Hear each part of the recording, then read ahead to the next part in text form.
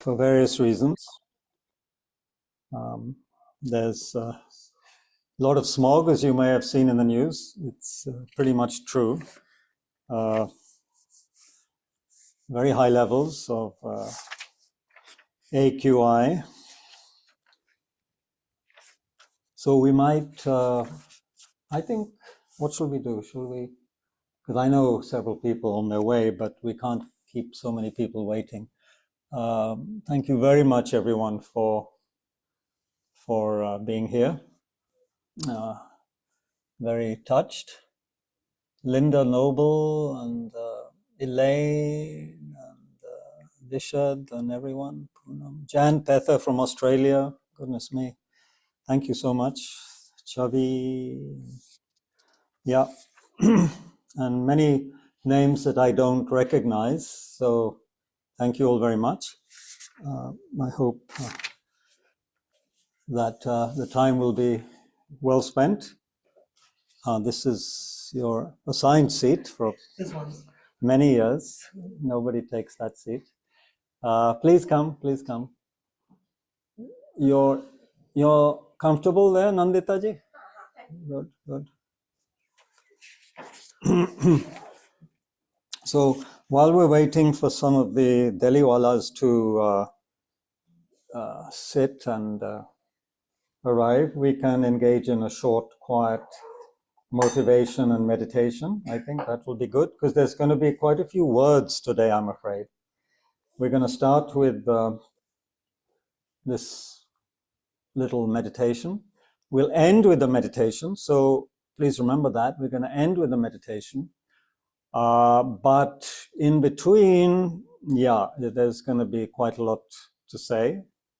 And hopefully there'll be some interaction until we are, told to stop and kicked out by the Tushita staff, who will be tired by then. But I have plenty to say, and I hope we can go on. And those who, for any reason, have to go, because we all lead busy lives and have to be in different places, so please don't have any hesitation. And any time you can spend together with all of us is welcome, and you please leave when you have to leave. So don't feel bad about that.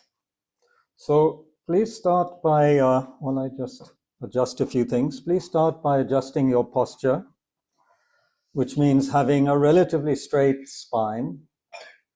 And there are reasons for that, as you all know, I'm sure. To have an upright back, it helps the energy to flow well, and it indicates a certain healthy self-confidence, doesn't it? Which we need. Somebody once asked His Holiness the Dalai Lama, how long does it take to get enlightened? And he said, you shouldn't be in a hurry, it's going to take a while. So you should have a long-term vision, And even he answered apparently with some tears in his eyes when he gave the story of the great yogi, Milarepa, who at the end of his life asked some of his disciples to come and, come close, I want to tell you something, he said. And they were expecting some very high teaching, you see, maybe that no one had ever received before. But basically he just showed them the calluses, the thick skin on his buttocks, where through all of his meditation, all of the meditation he'd done in his lifetime had created these calluses and the hard skin on his buttocks. And he said, look, just effort, it takes a lot of effort. So like that. Anyway, we sit upright because it indicates that we are going to not be sidetracked. We're not going to give up. We're going to maintain a healthy self-confidence because we need that. There's so much to be done, so many internal unwholesome factors to be worked with, and so many beings to be helped, throughout space. As the Buddhists say, beings are throughout space. So that's going to take some confidence. And in this posture, excuse me, The front of the body is open, so that represents our willingness to work with other people, our open-hearted attitude. So that is the Mahayana, the great vehicle attitude, isn't it? The opening up to others with an open heart, what His Holiness in the early days would call the good heart. He spoke so much of the good heart and universal responsibility.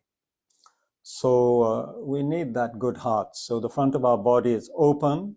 We're not trying to hide from the world. So in this posture we sit. Please bring your attention to the breath, gently breathing in and out, and a sense of letting go and relaxing with the out breath. That's so important. Just letting go and relaxing with the out breath. A sense of spaciousness there.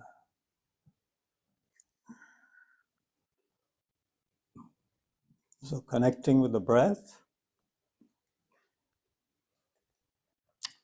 relaxing with the out breath.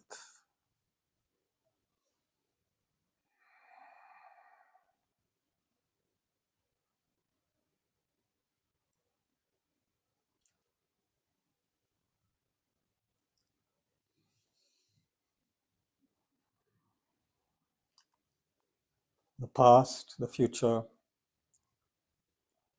that is within one's mind. So there's no need right now to dwell on those.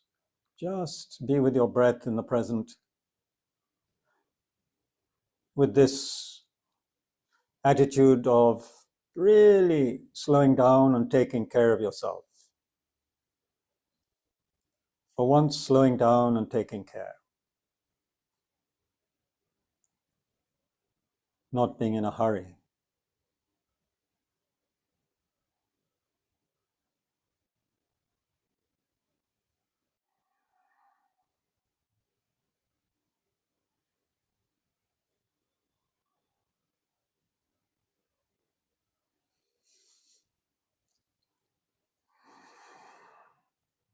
And as we engage in this,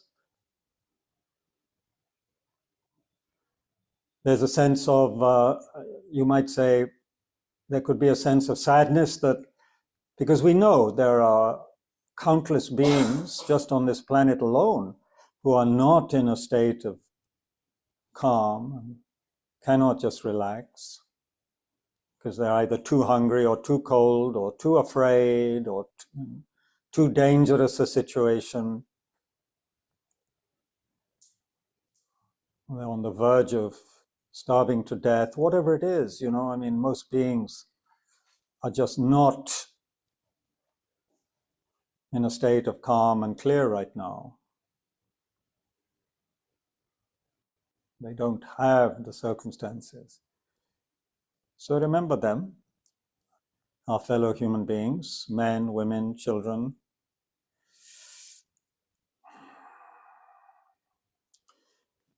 Each and every one wishing to be happy, have pleasant experience. Each and every one not wanting to suffer at all, even the slightest irritation we want to avoid, every one of us, and not knowing precisely and deeply enough the causes of happiness, keep on creating the causes of sorrow, of confusion. And not only that, we need to remember how everybody is so kind, so kind. We depend on everybody. Not just talking of previous lifetimes, not just talking of the kindness of the mother for keeping us in her womb for 8 or 9 months or whatever. We're talking of the kindness of all the beings who have, through whose effort we are still here and alive, whether it's the clothes, the food, the roads, the people who have created all the things we use, the people who have shown us affection and kindness and have given us advice, the people who have, well, countless ways, aren't there, in which people have helped us to be what we are today and still alive. Countless people. And those of us who are parents, we know, you know how much you have to give to a child. So we were all given that to some extent by our parents or people who acted on their behalf or whatever. And due to that, we're here today. Kindness of others is unimaginable. It is vast. And as you know, from the Mahayana perspective, one speaks of the beginningless mothers, and beginningless lives. This is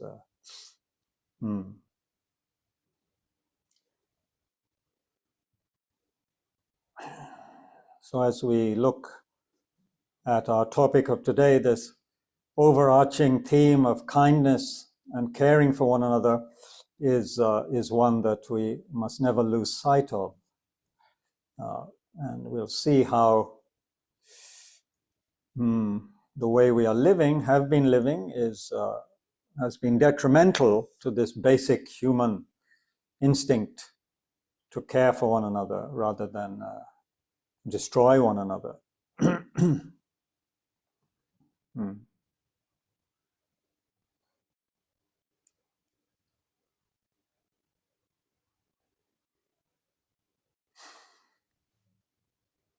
So,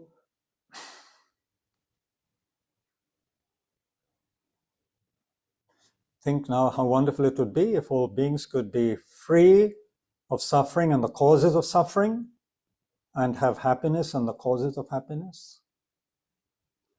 And we can also think, how wonderful it would be if oneself could do something to help them. Not just have the wish for them to be happy and free from suffering, but may I myself help them in some way, even if it's just for now an aspiration to help. Even if it feels rather fake right now, or even hypocritical, still we can create that wish, inject that thought into our mind stream that may I be of benefit to others. I can't do much right now, but may I help all beings to be free of suffering and to have more and more happiness, lasting happiness. We can wish these things, even though we cannot promote them right now so effectively. We must begin with these aspirations and should not be ashamed that we cannot do more right now. Bit by bit, we can do more. Taisi Rinpoche once, the great Lama in this very room, in this very Gompa said, even 1% each lifetime we improve. That's fantastic. That's really good. 1%, slowly, more and more of the positive way of thinking and acting. That's good enough.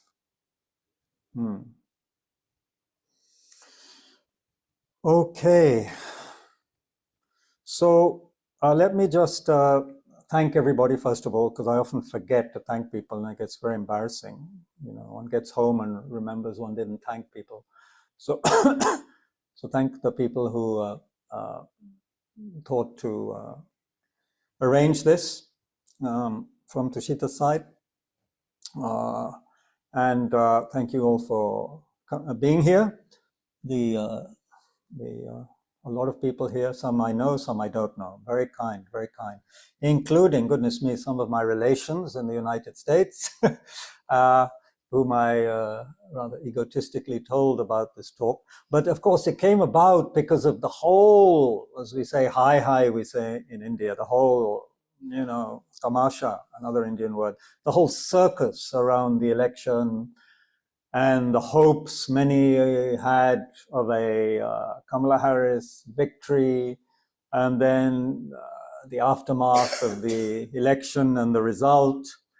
And the sheer, what shall I say, dismay, horror of some.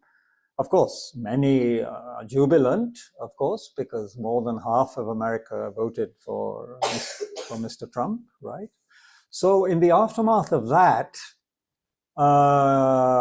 given the feedback from my brother in Israel and my relations in Washington, D.C., and many others, and then my own thoughts and my own predilections as a student, former student of history and so forth, I felt that one should put together something which would be useful for everyone, not just Buddhists, but for non-Buddhist, and for not just the political situation, but not just to talk about the political situation, but the bigger picture.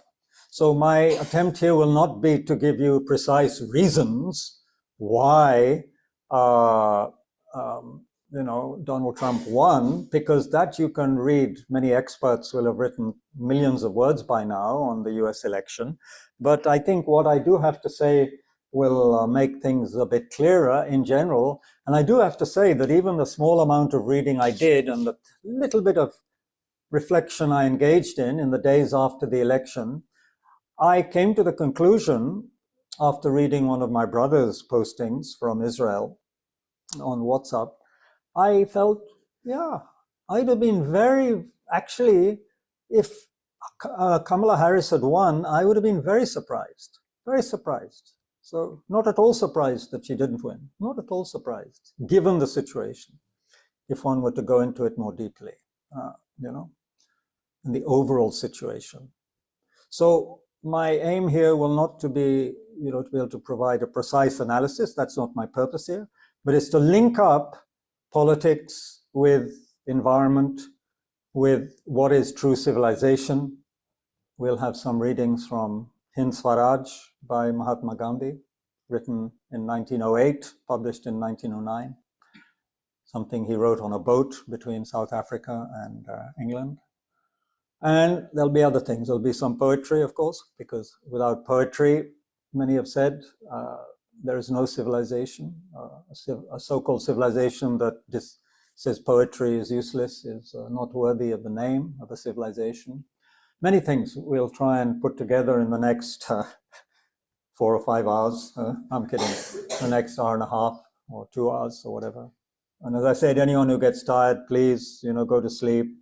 Go home, whatever you need to do. But I'm very glad if you're with us for a little while. So, where do we start? Well, I thought to be a little bit proper, as we say in England, I'd better start with some definitions. We have to know what we are talking about, right? Because people like me can start talking about this, that, and the other, and before you know it, we've covered many topics, but there's a lot of uncertainty as to what we actually mean. So there are some terms which I want to look at, and I crave your indulgence, as we say. And is there a little cushion I could have just to put on my lap so I can put the book on it? Thank you very much. Maybe one more, please. One more small one. Yeah, thank you. Thank you very much. Yeah, okay. So then you see, there are certain words, okay, which I think help us to understand ourselves and the situation. And the election kind of is in the background of everything in a way. But as I said, I want to link it up with a bigger picture. So there are words I'm going to look at: desperation, projection, schizoid, denial, othering, polarization, equanimity, okay, and also just some, so we know who are the Proud Boys, what is white supremacy, what is Antifa, certain of the things that, an audience in India may not know that much about. Yeah.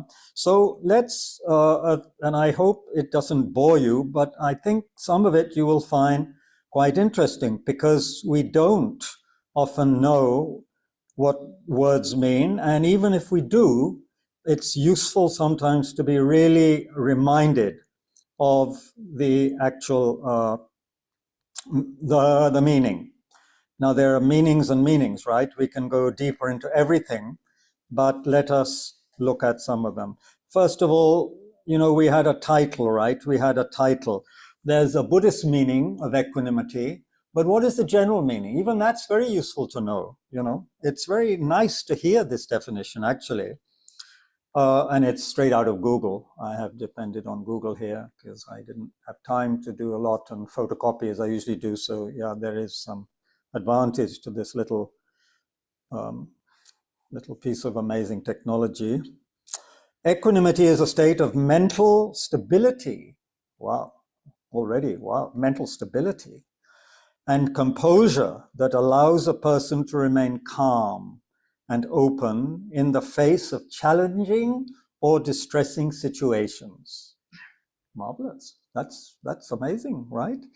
Another definition, well, similar. Equanimity is the ability to be even-minded and composed, regardless of whether an experience is pleasant, unpleasant, or neutral. Okay, yeah.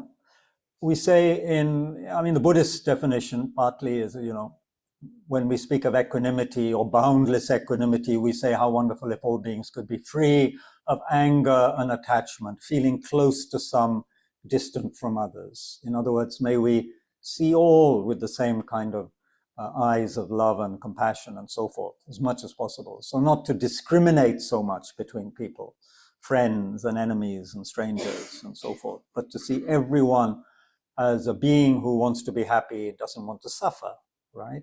And therefore is worthy of our attention, worthy of our love and our compassion. Okay, now let's start to look at some of the words that are, I actually started this process one morning, early one morning in Bodh Gaya, to look at definitions. So actually it started, let's just look at it and then we'll work, okay? You can put things together. First, I came across this word, which I wasn't very sure about, and then I looked it up and okay. Antifa. What is Antifa? A-N-T-I-F-I. It's a left-wing, anti-fascist, anti-racist, we're into antis, right? Political movement in the US. It consists of a highly decentralized array of autonomous groups that use non-violent, direct action, incivility, badtamizi, incivility, or violence to achieve their aims. Antifa political activism includes non-violent methods such as poster, flyer campaigns, mutual aid, speeches, protest marches, community organizing. Some also use tactics involving digital activism. What is doxing? Doxing. Anyway, I'll look that up. Huh? It's posting someone's personal information online. Oh, posting someone's personal information online with a view to shame them or reach out to them, right? Like, so okay, to reach out to them. Okay. Doxing, harassment, physical violence, and property damage. Great. Supporters of the movement aim to combat far-right extremists, including neo-Nazis and white supremacists. So then I went to white supremacy, which is the belief that white people are superior to those of other races and thus should dominate them. The belief favors the maintenance and defense of any power and privilege held by white people. It has its roots in the now discredited doctrine of scientific racism and was a key justification for European colonialism. As a political ideology, it imposes and maintains cultural, social, political, historical, or institutional domination by white people and non-white supporters, by white people and non-white supporters. In the past, this ideology has been put into effect through socio-economic and legal structures such as the Atlantic slave trade, European colonial labor, and social practice, Okay. Now, this other group which is presumably very happy right now and probably gets stronger, the Proud Boys. Now, that's an interesting term, the Proud Boys. Yeah. Proud Boys. Yeah. North American far-right neo-fascist militant organization. I should have looked up fascist. I didn't. We think we know what these words mean, but I might ask my polymathic Prasad Sujitji on my left, who knows many of these things, but I think he wants to be quiet today, so I won't ask him too many questions. The group's leaders have been convicted of violently opposing the federal government of the US, including its constitutionally prescribed transfer of presidential power. It's been called a street gang and was designated as a terrorist group in Canada and New Zealand. The Proud Boys are, yeah, you guessed, opposed to left-wing and progressive groups and support Donald Trump, the former president of the United States and the president-to-be.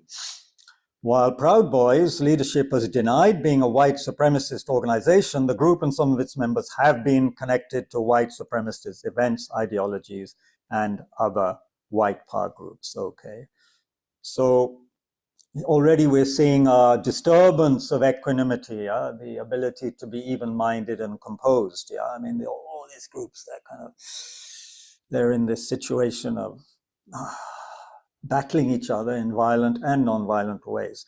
What is division or polarization? What is polarization? It can refer to the act of dividing something into two opposing groups. For example, the polarization of society into rich and poor, which can clearly be seen in urban areas. Actually, you can also see it in rural areas, but yeah, it's perhaps more, you can see it in urban areas. It also refers to a state where a group or society's beliefs, opinions, interests are concentrated at opposing extremes.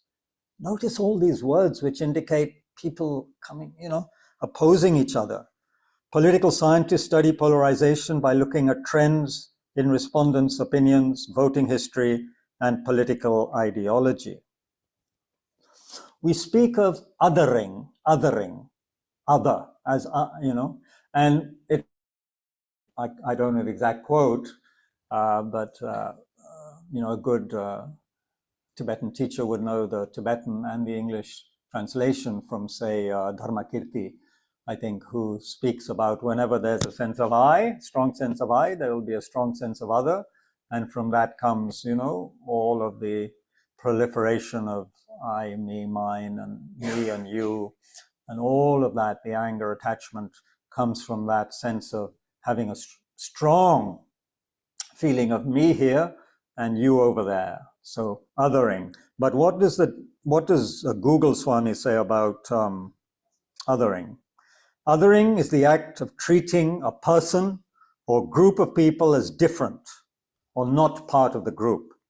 It can involve the use of words or images to insult, exclude, or dismiss a group, and can take the form of jokes or hurtful comments. Othering can also involve creating a distinction between an in-group and an out-group by emphasizing differences. I mean, really, what it would take for us to get together is going to be an alien invasion, right? Something from Mars or wherever. Then maybe they will be the other, and we humans would get together, because then they will be very much the other, right? Denial. Now, this is so important. Denial. What is denial? Which we all go through, I think, to some extent on a personal level. Denial is refusing to admit the truth. A person in denial may be unwilling or unable to accept the reality of a situation or issue. For example, someone might claim they aren't sick when they actually are. It's a defense mechanism. In psychology, denial is a defense mechanism that the mind uses when things are difficult. It can be a protective barrier that keeps people safe, but it can also prevent them from looking at themselves or addressing issues. So you deny there's any problem. You deny that you are doing something which is obviously harming others. You deny it. This also I think is connected with conspiracy theory, which I didn't really understand at all until my brother pointed out that it's asked me to look at the definitions, and one of them said that it's something used by people who are anxious and who need to find a quick answer to something that they really can't understand or don't want to look at. So it's connected with denial. But so you find a theory which seems to give you a very clear, all-embracing answer to something which is actually quite complicated and difficult to work out. But if you have a conspiracy theory, then it's all very clear why it's happening, and you aim at a certain group who are responsible, you feel, for that particular problem. So we have all of these ways of, you could say from a Buddhist perspective, avoiding reality, avoiding the truth of how things are, bolstering, making our innate self-grasping ignorance even stronger with all of these processes. I also looked up schizoid, because this comes up a lot. Schizoid personality disorder. This is very interesting and disturbing. It's a condition where a person shows very little, if any, interest and ability to form relationships with other people. It is very hard for the person to express a full range of emotions. If you have schizoid personality disorder, you may be seen as keeping to yourself or rejecting others. You may not be interested in or able to form close friendships or romantic relationships. Because you do not tend to show emotion, it may appear that you do not care about others or what's going on around you. So here are, there are some terms. Another very, very important, highly important process to understand is projection, psychological projection, especially projection of the shadow element. The idea here is that we all have much talent and also many, many factors in our mind, which are kept below the threshold of consciousness that we cannot access right now, or we do not accept, or we do not like, So we keep them hidden, but we see those factors very, very powerfully and closely in others. We see what we don't like in ourselves, we see in others. One classic example from the Second World War period was Hitler accusing Churchill. Of course, Churchill was no saint himself, but Hitler was accusing Churchill of being a madman who was trying to take over Europe, when it was clear, that it was Hitler who was a little bit insane and was trying to take over Europe, So what you have in you, you project onto others, You have anger and aggression, but you accuse the other person of that. You see your own aggression projected outwards in the other person, and you attack it in the other person. This is not easy initially sometimes to understand, but it's classic, and it's not just some kind of Buddhist mumbo jumbo. This is accepted by modern psychology and was made very clear by great pioneers like Carl Gustav Jung, the great Swiss psychotherapist. Jung's concept of projection is a psychological defense mechanism where people attribute their own thoughts or feelings or behaviors or traits onto others. It's a way to avoid dealing with negative emotions by placing them outside of oneself. So you attack it out there. You haven't dealt with it in here, you attack it out there in the other person, which is not going to help you, and it's going to harm the other person, right? Here are some key points about Jung's concept of projection.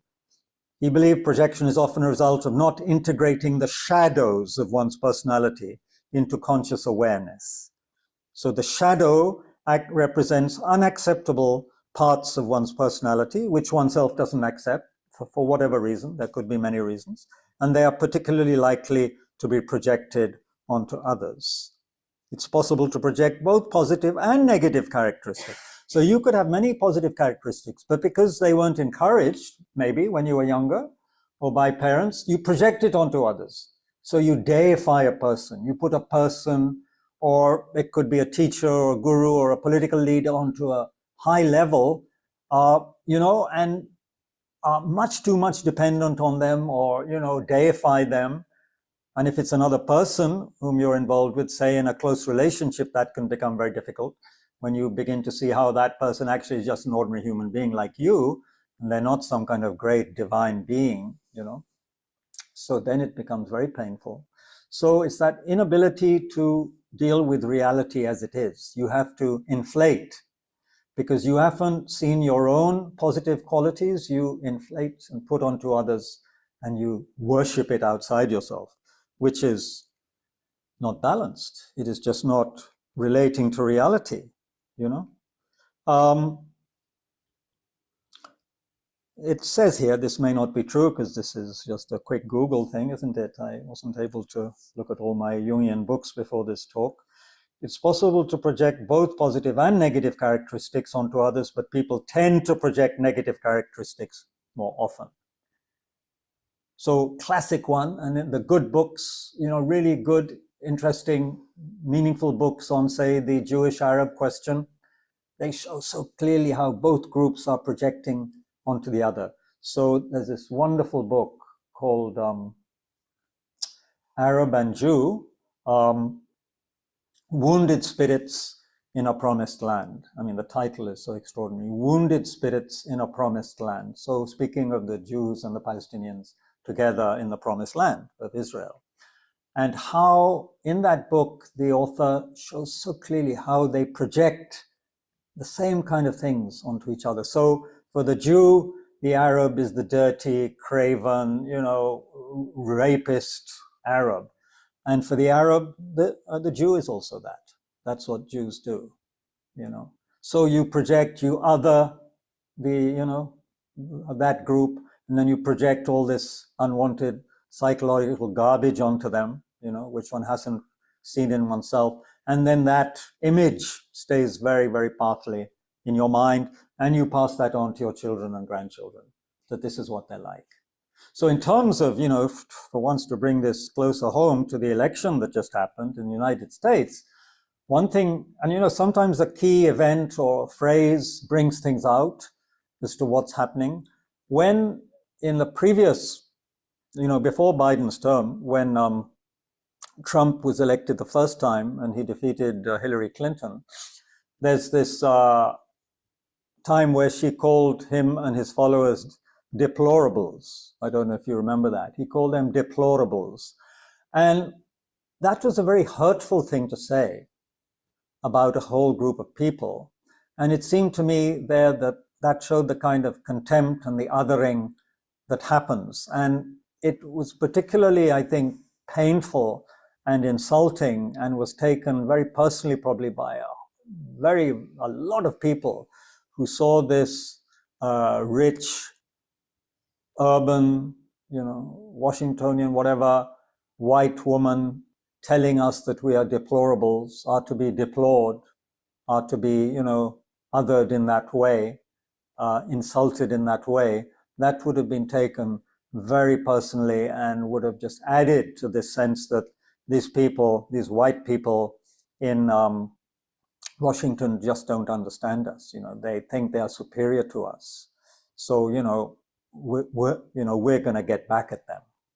And we'll see some of the reasons why there is this sense of wanting to get back at the, what the Democrats had begun to represent or were representing to more than half of America for a long time. Because don't forget, we each live in our own little bubble. And I myself was caught up in the Kamala Harris euphoria, Of course she's going to win. Of course she and her vice president are superior human beings to Trump and Vance. Of course. How could this Indian woman have married Vance? He's such a dreadful person, One thinks in that way. One's caught up in one's own little bubble of, what shall I say, partly misinformation, just lack of deeper knowledge about the situation, lack of what people are symbolic of for other people. We just don't see it. We're on our own little bubble of reality, our own little cocoon. We don't see what other people are seeing because we don't have usually the imagination to get into another person's shoes. What is the golden rule, which everyone spouts? Do unto others as you want them to do unto you. How do you do unto others? How do you help another person? How do you really understand another person? You have to use your imagination, right? You have to use your imagination to get, what does it feel like? What would it feel like to be in Gaza? What would it be to feel like an Israeli soldier who doesn't want to be a soldier and who's in Gaza? What would it be like? I mean, one of the powerful images from my early days as a Buddhist is being up at my teacher's retreat place, his cave in Laudo, way back in the mid-80s, early 80s, there was an Israeli who was doing a lot of prostrations, right? So I got talking to him because I was there doing a purification retreat as well. And I was talking to him in one of the breaks. We're eating our potato pancakes or whatever. Rinpoche's mother made amazing food out of potatoes, many different recipes. So anyway, I asked him, okay, so you've been in the Israeli army, right? He said, yeah. I said, what did you do? He said, I was a sniper. I was a sniper in Lebanon. So snipers pick out people and kill them, right? And usually you know you've killed someone if you're a sniper. You have a good rifle that shows you what you've done.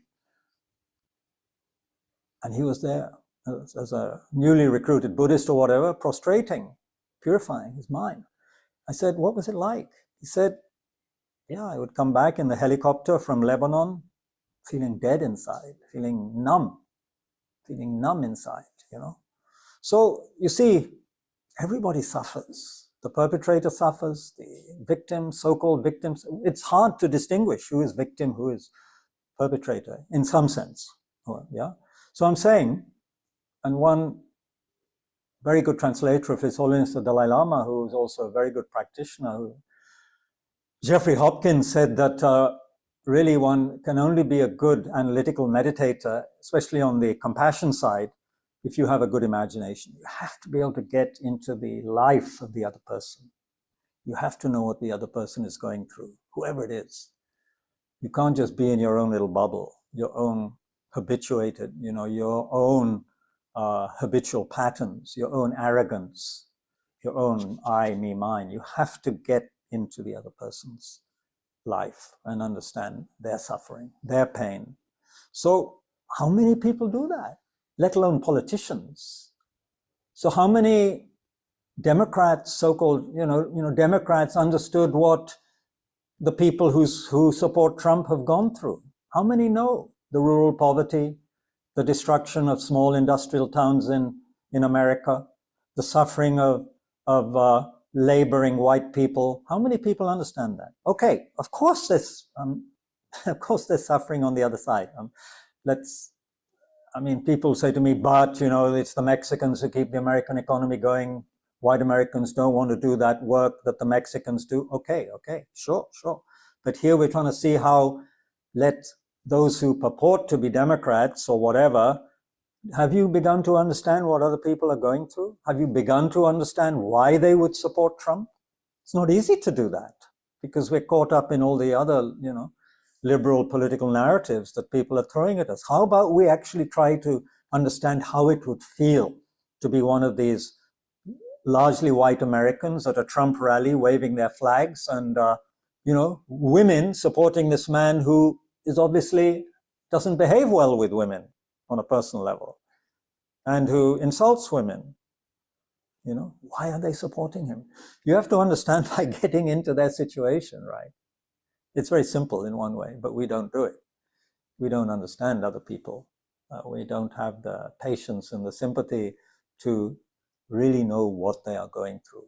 So I remember when in the days when I used to meditate quite well, which is a long time ago, I remember it really affected me when I tried to understand what it would be like to be in a hell realm, what it would be like to be a sort of a hungry, perpetually hungry being who was never satisfied. What would it be like to be an animal? What would it be like to be another person? This is something that doesn't come naturally to us because we're in our own bubble. And often, I'm right. My bubble is better than your bubble. My bubble is more real than your bubble, that kind of thing. Anyway, so while I'm on this, let's get into, I thought, because I'd read about American students who had gone in and shot up their old school or teacher or some of their, children at the school where they studied. You look at the life, the childhood of those people, and often it's in the reports that come, not just of their latest online activity, but what kind of childhoods did they have? It was always something one wouldn't have wanted to experience oneself.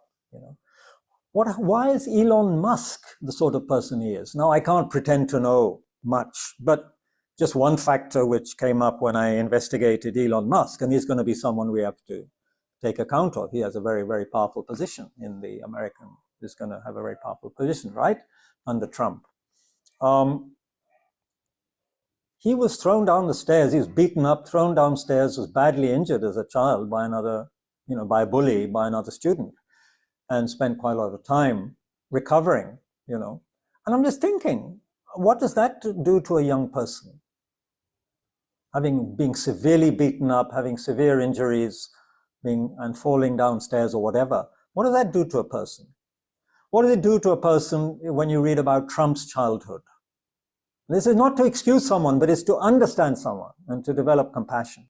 We're not excusing their actions, but we're trying to look at the person and feel that they're not just some big bad enemy out there, We're the goodies, they're the baddies.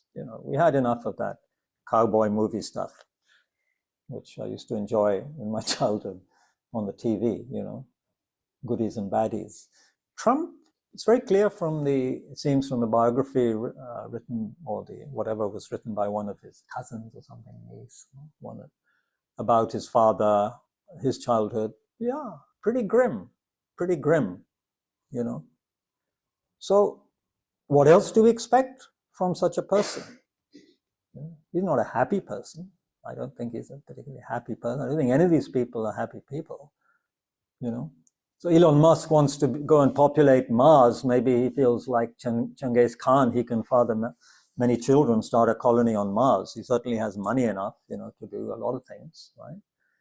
Where does that come from? That need to be so powerful, to be so influential. Where does that come from?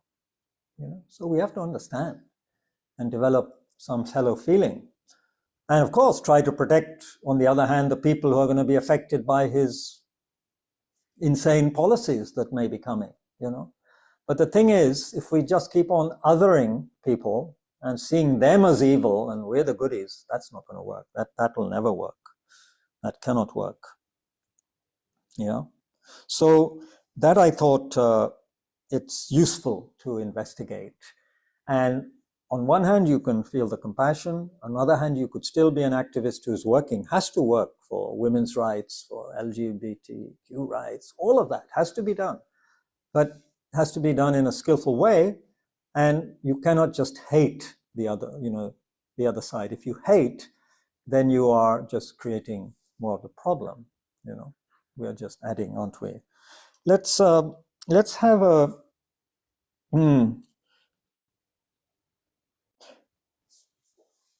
We can have a 15-minute breathing exercise just to have a gap in the words.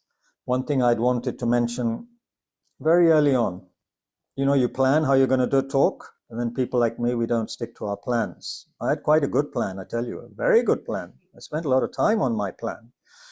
Now, my plan was this. I was going to show, you can't see it online, but folks, those who know me, I'm surrounded by books and also hot water. And why so many books? Well, my excuse is this, not excuse, but I can quote His Holiness in one way. I can say that when His Holiness was asked, how can I find a guru? He said, your guru is authentic literature and your own intelligence. Yeah, authentic literature and your own intelligence. Now, authentic literature is becoming harder to find. Yeah, it's harder to find authentic literature very often. There's a lot that we're looking on in our phones, and a lot of that may not be so authentic. So we have to be very careful indeed about what we're reading. But I think a lot of the literature I have with me is extremely authentic, and I have a little bit of intelligence, and people have intelligence. So if you read that, it's very good if you read books with intelligence. So that's my excuse. And but the other thing I wanted to quote, and I will quote something from the U.S. author, William Faulkner. I don't know how many people read William Faulkner nowadays. At school, we had to read a book called As I Lay Dying, which is an extraordinary work, a short work, but pretty amazing. this is what Faulkner says in this book about words, okay? Books are full of words, right? This is what he says about words in As I Lay Dying. So please listen carefully, yeah, just enjoy it, but listen carefully, try, yeah. I would think how words go straight up in a thin line, quick and harmless, and how terribly doing goes along the earth, clinging to it, so that after a while the two lines are too far apart for the same person to straddle from one to the other. Okay, he's talking about words on one hand and doing, action on the other. And that sin and love and fear are just sounds that people who never sinned, nor loved, nor feared have for what they never had and cannot have until they forget the words. So in other words, you have to go beyond words to get at the real experience, right? It's there in the Buddhist scriptures, this wonderful 4 reliances. Don't rely on the teacher, rely on the teaching. Don't rely on the words, rely on the meaning. Don't rely on the, superficial meaning. You could say rely on the deeper meaning. How do you get to the deeper meaning? With a deeper level of awareness and, with a wisdom consciousness, not with your ordinary distracted awareness. So there's the 4 reliances paraphrased, that we have in Buddhism, which is very useful. So I think Faulkner is right. We have all these words and we get caught up in them. So we have to learn how to use words.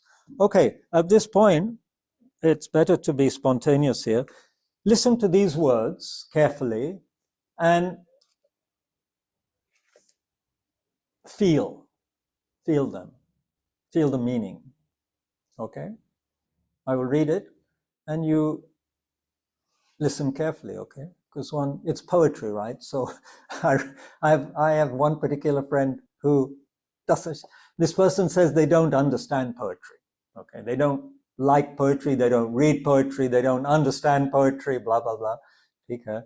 So anyway, there are all sorts of people in the world, okay? I myself do appreciate poetry. And this poem, especially because it's, the poet doesn't use big, fancy words, is not trying to be clever, as far as I can see, and is trying to just communicate with her audience. Yeah, as any good poet should, I guess. Okay, so just listen to this. Okay, it's all got an implication for what we're talking about. It's not disconnected from the US election. It's not disconnected from anything we're talking about. Everything is connected, right? In some way. The British novelist E.M. Forster, in one of his books, in the beginning, he has this quote, just only connect. Do you know where that's from, Sudipji? When Forster says only connect, I'm wondering if it's coming from some other source. But anyway, only connect. Matlab, connect the dots. Don't have this compartment in your life and that compartment, or you think sociology here, history there, Buddhism here, environment there. No, they're all connected. Have to be. It's all part of the web of life, right?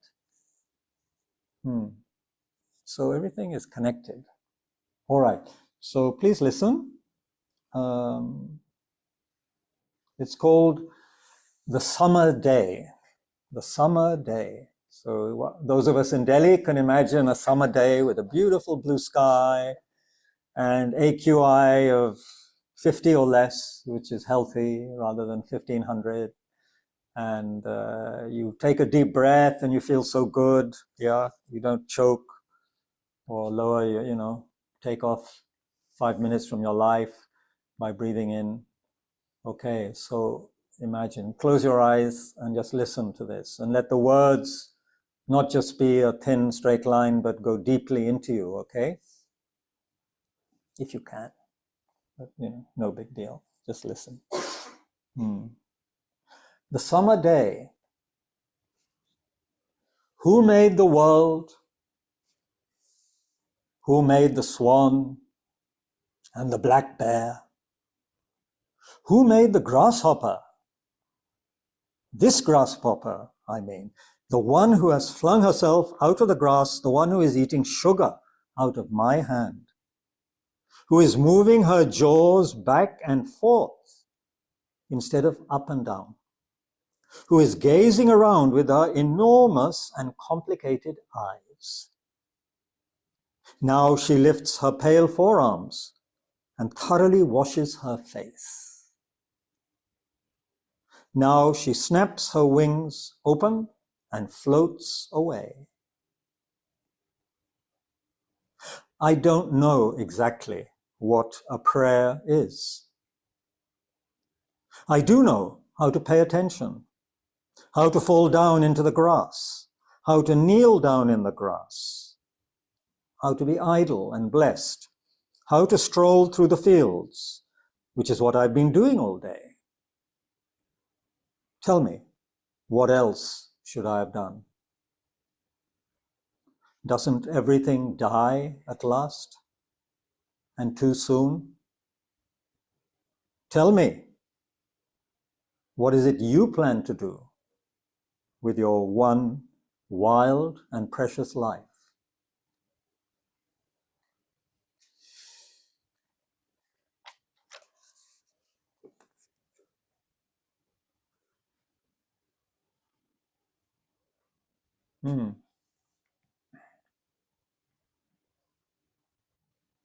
Okay, good. Thank you for listening to that. Now, okay. So I was going to outline this in a very smart way, mirroring Four Noble Truths, suffering, cause of suffering, ending of suffering, path, but it's already going astray, I don't have the mind of a Geshe, unfortunately. Next life, maybe. But anyway, we're looking now at this point at causes of suffering, but it's also connected with all the other noble truths. I want to read something from Hind Swaraj, partly out of homage to Gandhiji, out of homage to Samdong Rinpoche-ji, a very great Tibetan Lama, who is the best exponent I know of Gandhi living, who has been His Holiness Dalai Lama's right-hand man in government. He's the first elected prime minister of the Tibetan government in exile. And he says, Hind Swaraj as one of his Bibles. He carries this around as he carries around his Tibetan texts. And he quotes it and he tries to make the Tibetans and his Indian students understand the importance of this book, written in, as I said, 1908, published in 1909, dismissed by Nehru and others as kind of fantasy, not fantasy, but come on, Gandhiji, ye to nahi chalega, how can we have this? But the words in this slim book are radical, they are earth-moving, they are earth-shattering, they are pertinent, they are being proved true, I believe. So what does he say? What he says in his preface is interesting. In a preface, written by Mahadev Desai, who was one of his secretaries, written in 1938, this is of course 10 years before Gandhiji was assassinated, his secretary said, India may be ripe for it or not, but it's best for Indians to study this seminal book, which contains the ultimate logical conclusion of the acceptance of the twin principles of truth and nonviolence, and then decide whether these principles should be accepted or rejected. Now, what does Gandhiji say? And this is so pertinent, my friends, so pertinent. I really thank Samdong Rinpoche-ji for bringing this book to so many of us ignorant people's attention many years ago. Of course, originally written in Gujarati. This is the English translation. There's a chapter in this book called What is True Civilization? Okay, what is a civilization? Civilization is that mode of conduct which points out to man the path of duty. Performance of duty and observance of morality are convertible terms. To observe morality is to attain mastery over our mind and our passions. So doing, we know ourselves. The Gujarati equivalent for civilization means good conduct. If this definition be correct, then India, as so many writers have shown, has nothing to learn from anybody else. And this is as it should be.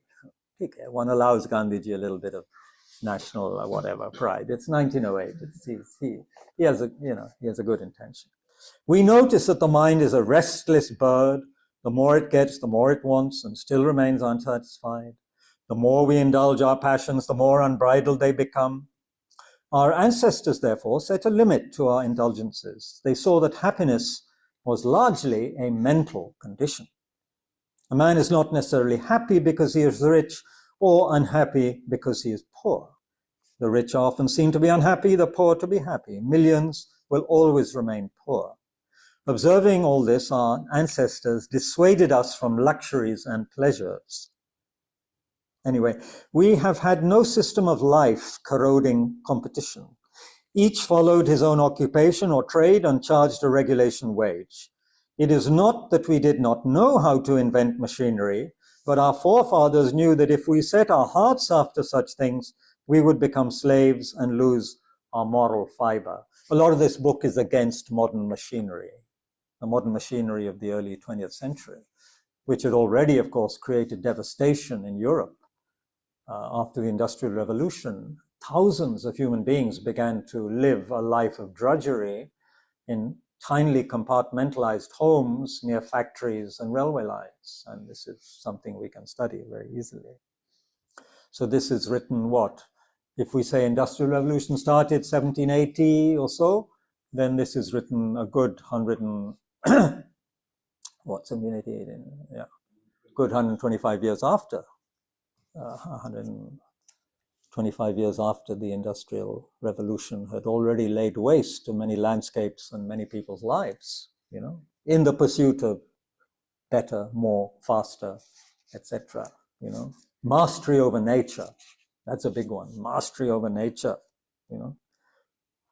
They saw that our real happiness and health consisted in a proper use of our hands and feet.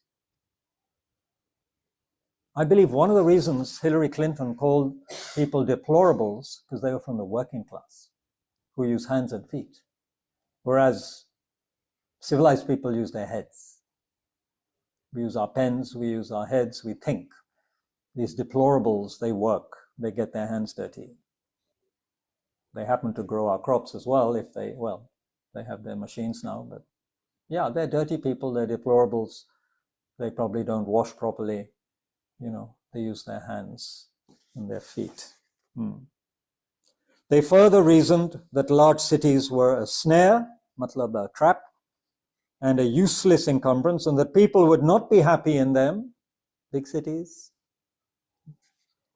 that there would be gangs of thieves and robbers, prostitution and vice flourishing in them, and that poor men would be robbed by rich men, and maybe a little bit vice versa.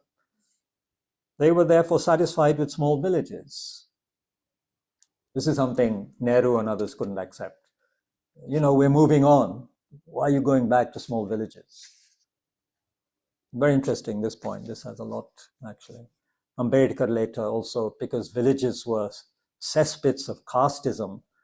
Ambedkar also wanted the bigger city, because in the bigger cities, people were to some extent more equal. Caste was not so important in big cities. So for Baba Sahib Ambedkar, who was so important in lifting the lives of many, many hundreds of thousands of people, small village India was anathema. No way. He wanted to go back to small villages. But we have to understand Gandhi's vision. He wanted people to be more in charge of their own lives and not at the mercy of big all the time, big corporations, big machines. They were therefore satisfied with small villages. They saw that kings and their swords were inferior to the sword of ethics, and they therefore held the sovereigns of the earth to be inferior to the rishis and the fakirs. Yeah. Now you see what I consider to be real civilization. Those who want to change conditions, such as I've described, are enemies of the country and are sinners.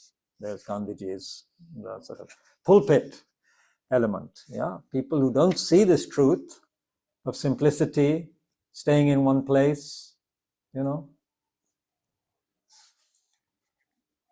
Hmm. Anyway, this is a good book because they have an editor who also, Gandhiji poses, the person who asks questions, who debates with Gandhi. Yeah, he has that. He knows people are not going to agree with it.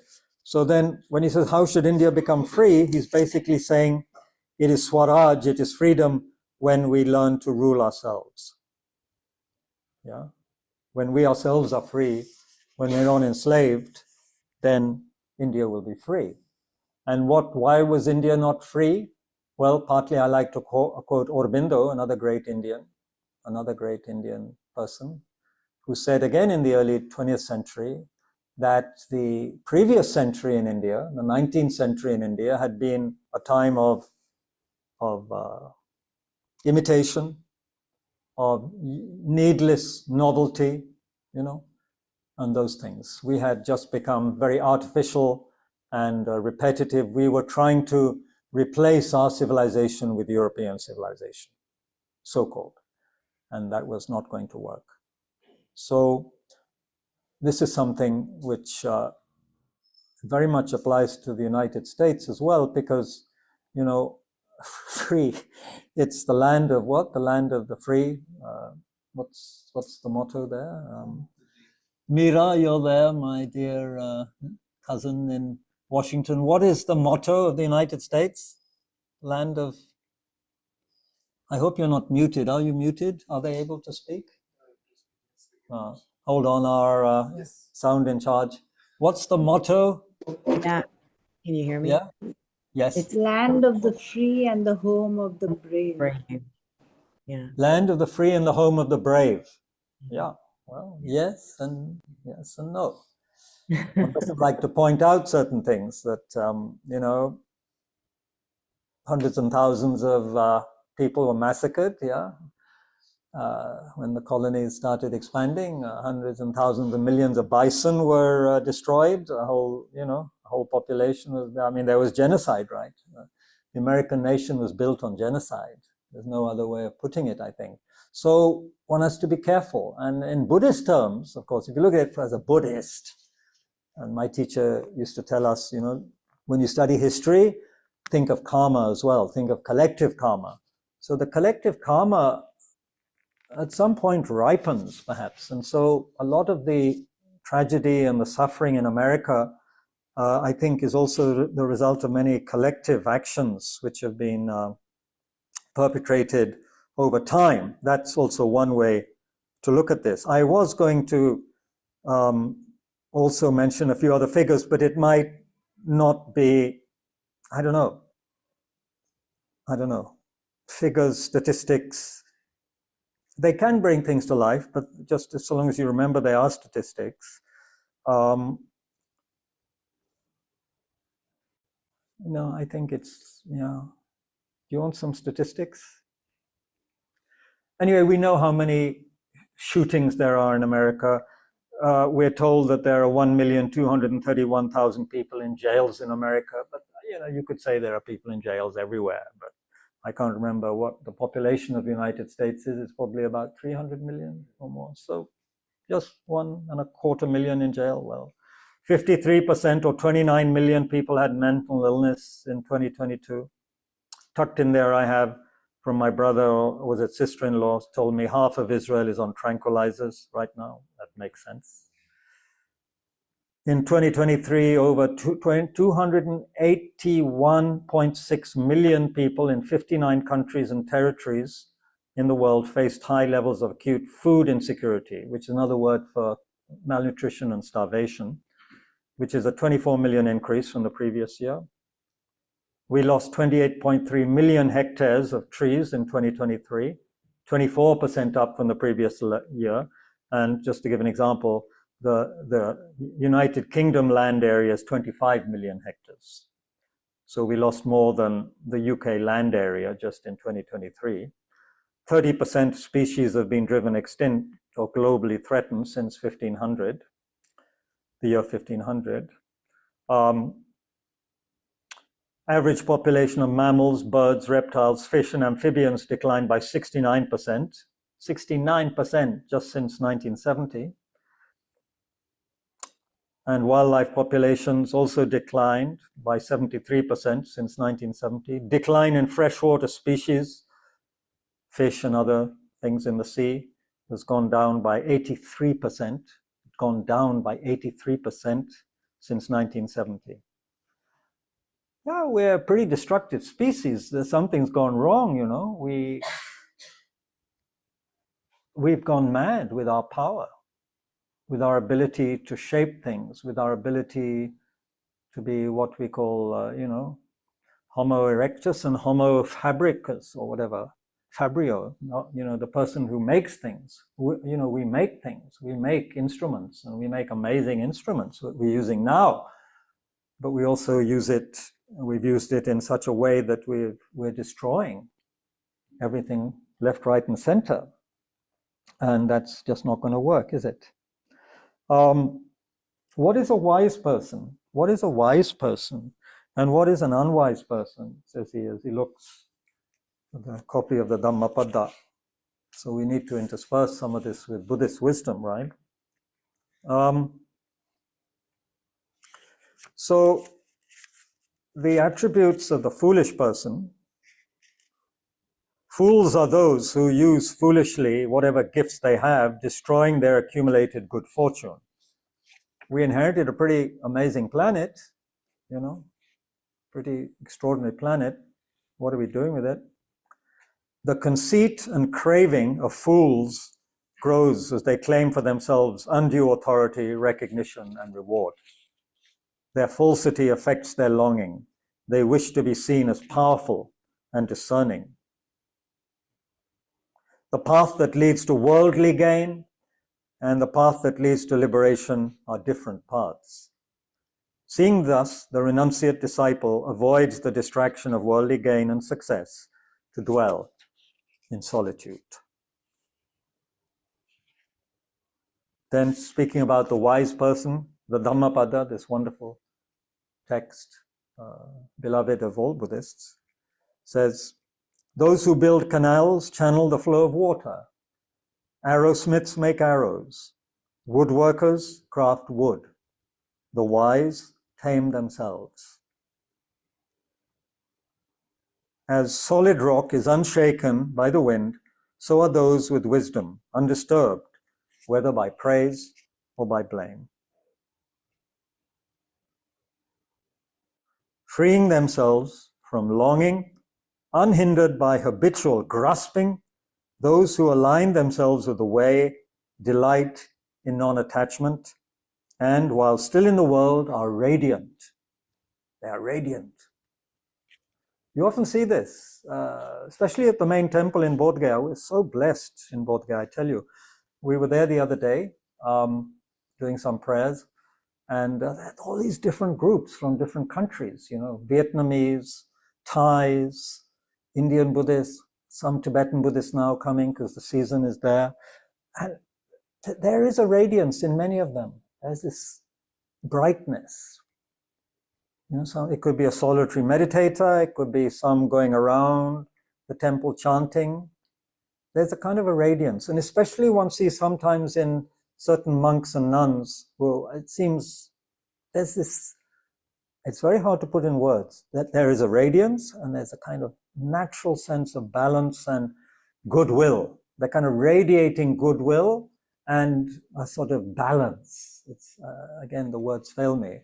There's a sense of well-being and kindness and radiance from these people, which is there. Equanimity as well. Equanimity as well, definitely. So, it's just so beautiful to experience, to watch. Then you go out and what you hear in Bodh Gaya, especially if you know Hindi, then every other sentence virtually being spoken by most people in the market is something to do with money. Really, I tell you, I'm not kidding. To do with money or this or that, or, and then you go to where the rickshaw-wallas are, they're all competing for customers, and, then it's kind of, whoosh. And then you go under the Bodhi tree. Yeah, some people are competing for space, and some are quite loud, and there's a lot of people, doing that thing. Some have loudspeakers, which are far too loud. They're not necessary, but they're using them. But Yeah, there's that sense that we're all there under the Bodhi tree, some kind of connection there with something very deep and very wonderful and very wise and connected with goodness. There is no tension for those who have completed their journey and have become free from the distress of bondage. Just like birds that leave no tracks in the air, there are those whose minds do not cling to temptations that are offered to them. Their focus is the signless state of liberation, which to others is indiscernible.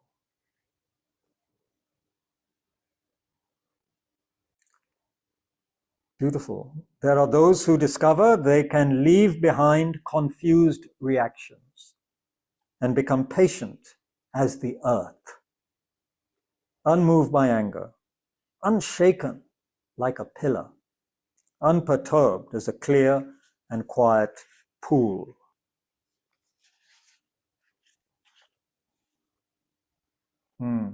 Patient as the earth. Often they speak of the bodhisattvas in that way, patient as the earth, and using the elements as examples of the qualities of the bodhisattva. Okay, how are we doing for time? Probably not very well. 7:49. That's not too bad. Not too bad. Is there something for people to have if there's a break, or there is some water and there's tea, folks.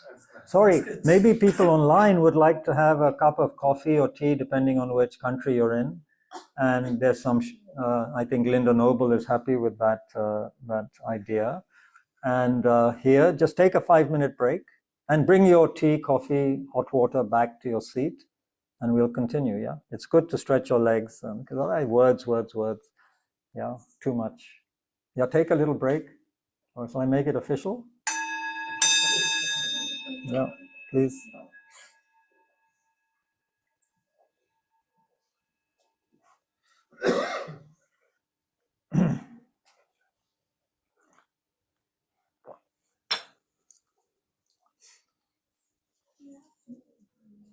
Minoti ji, Apurva ji, thank you.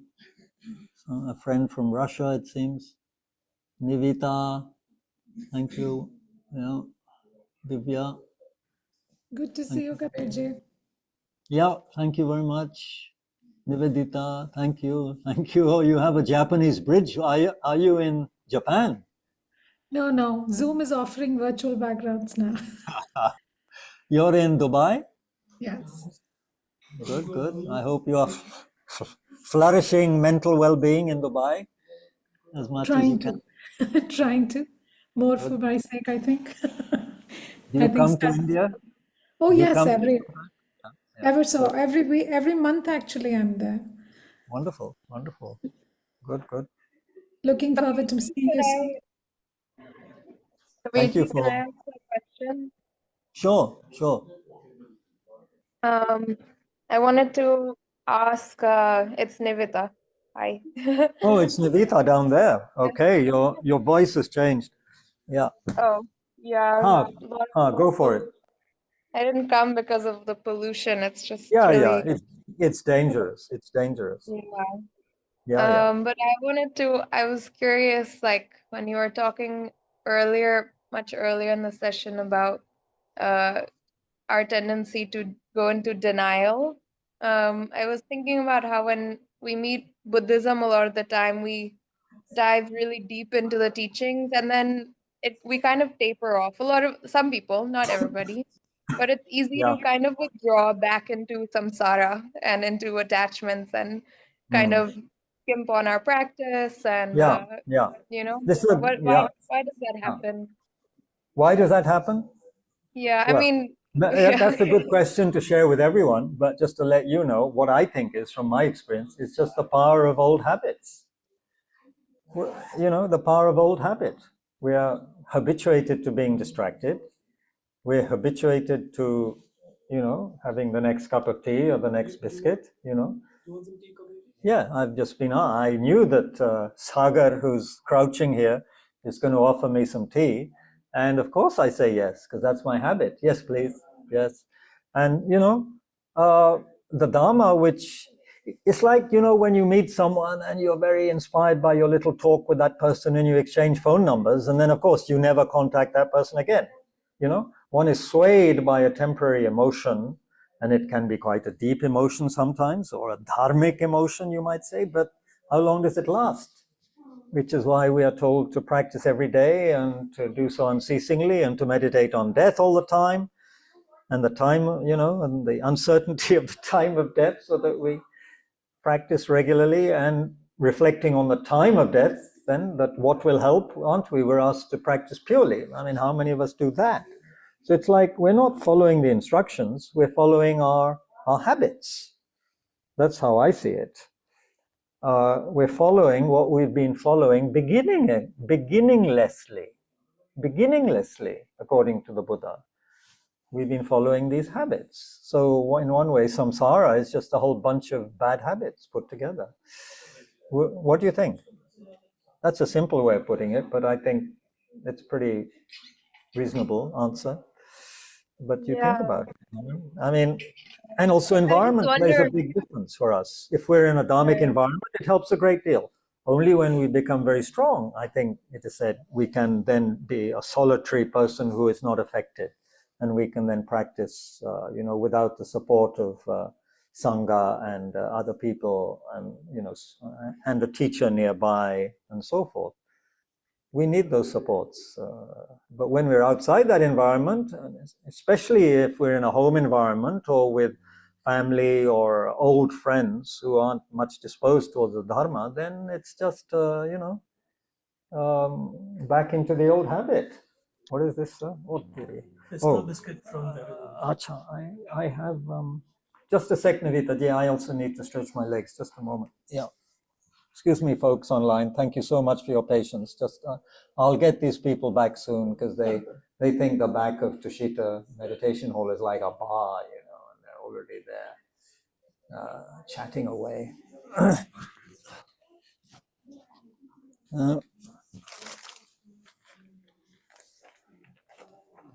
So, what's happening tonight? We don't know yet, do we?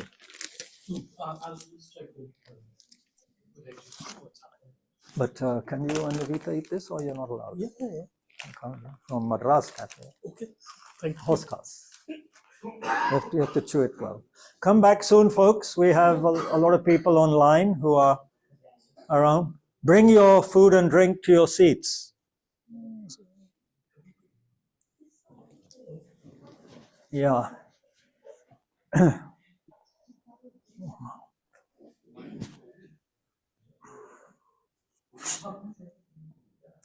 Well.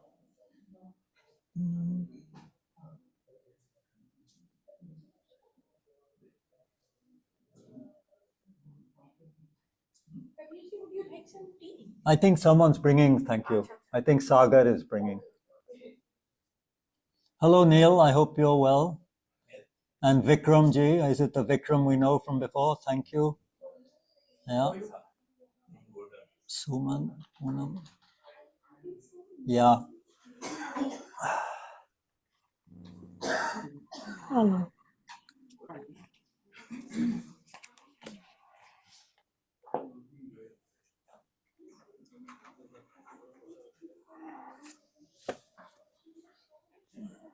Okay, folks, we're starting again now. Very hard to control these Delhi wallahs. Yeah. Or people, when they come to Delhi, they get affected. Krótka przerwa. Znowu zaczynają mi się jego toalety. Ja przerzucę te 180, nie chcesz patrzeć? Nie, bo już się skończyła przerwa. That sounds Russian. Nie We wiem. just had a course in Bodh Gaya. There were over 30 Russian students. It was lovely to see. They had a wonderful translator. It was Geshe Doje Damdol teaching on Bodhicitta. And it was very good. There were about 80 people and about 35 Russian students. It was very, very encouraging. Okay. Terigata.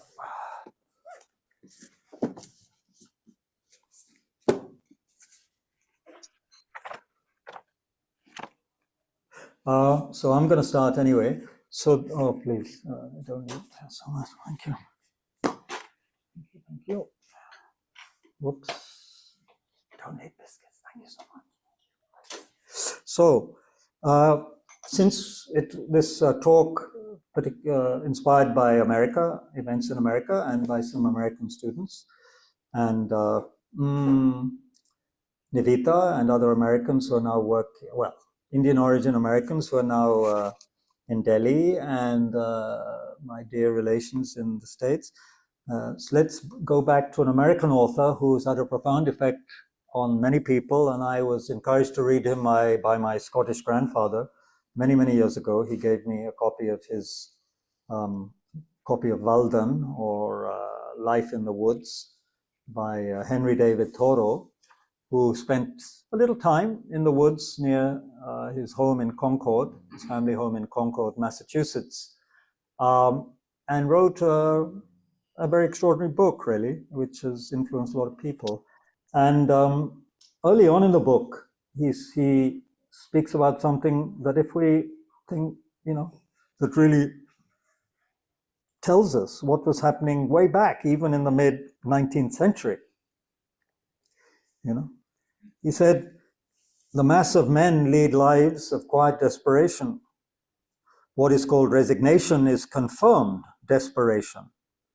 From the desperate city, you go into the desperate country and have to console yourself with the bravery of minks and muskrats. A stereotype but unconscious despair is concealed even under what are called the games and amusements of mankind. There is no play in them. Yeah.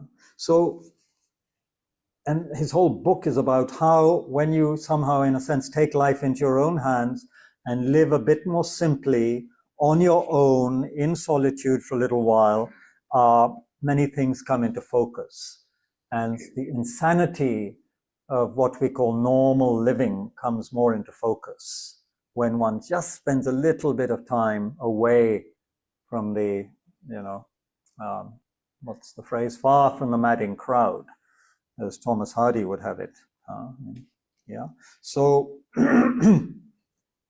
I want to enlarge on this with a couple of authors before I forget, because then I would be doing a great disservice to all of you. So I want to I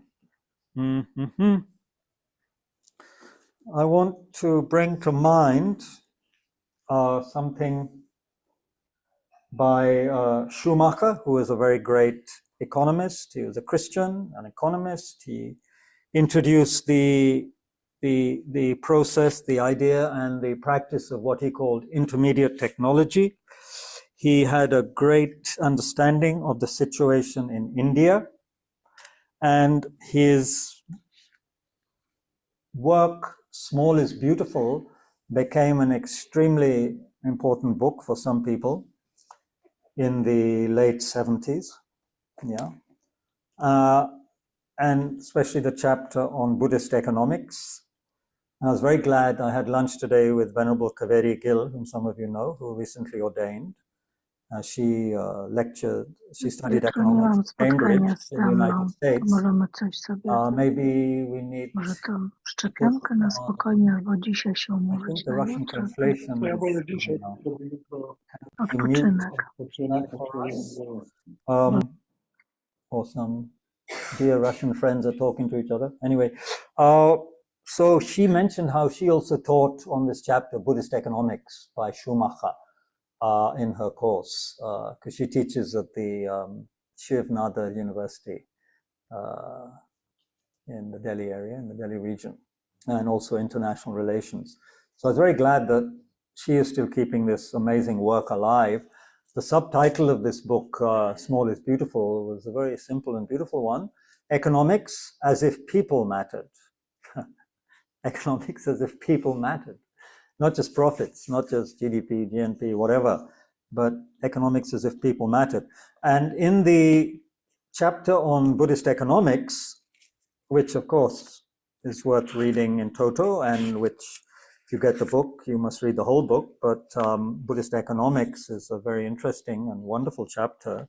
he beautifully analyzes what he feels to be the Buddhist attitude to work.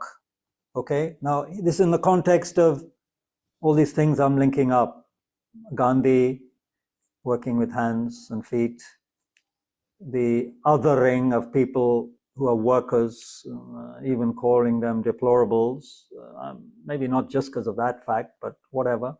So this whole rural-urban polarity that has come up, which even Dalai Lama ji mentioned once in a visit to South India 10, 15 years ago. He said in public, which was in the papers in India, hey, you must take care of this growing divide between country and town. You know, it's very dangerous. It's not just rich and poor in India, but the rural and the urban. The gap is becoming too large.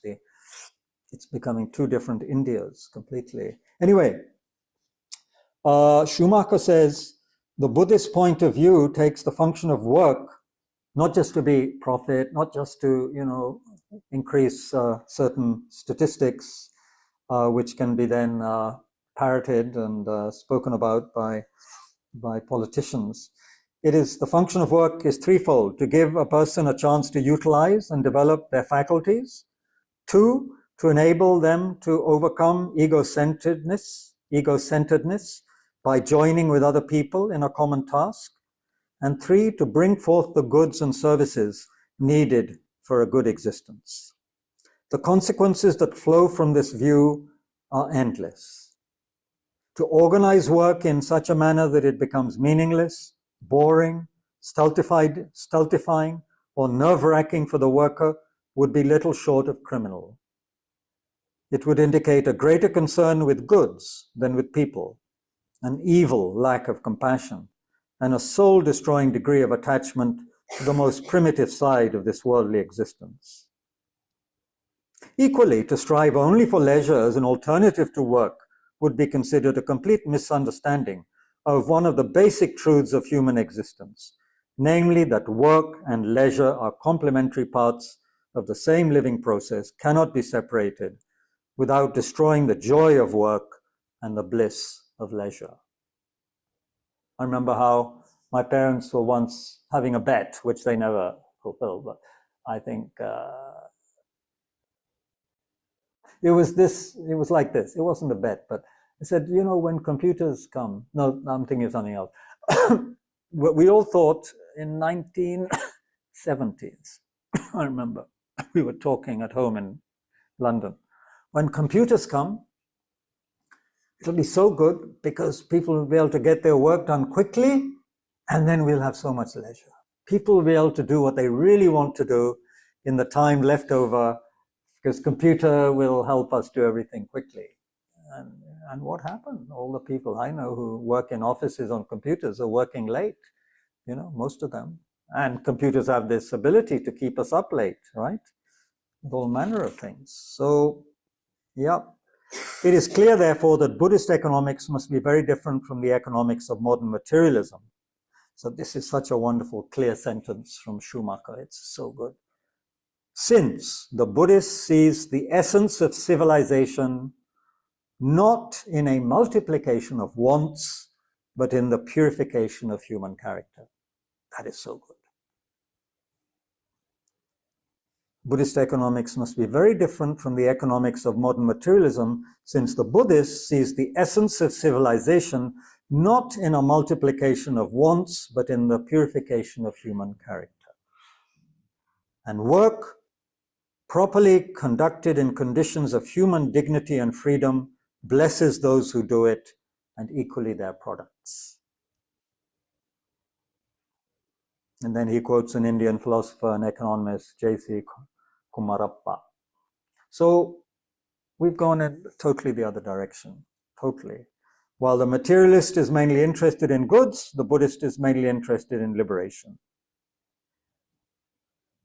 But it's the middle way, and therefore in no way antagonistic to physical well-being. It is not wealth that stands in the way of liberation, but the attachment to wealth.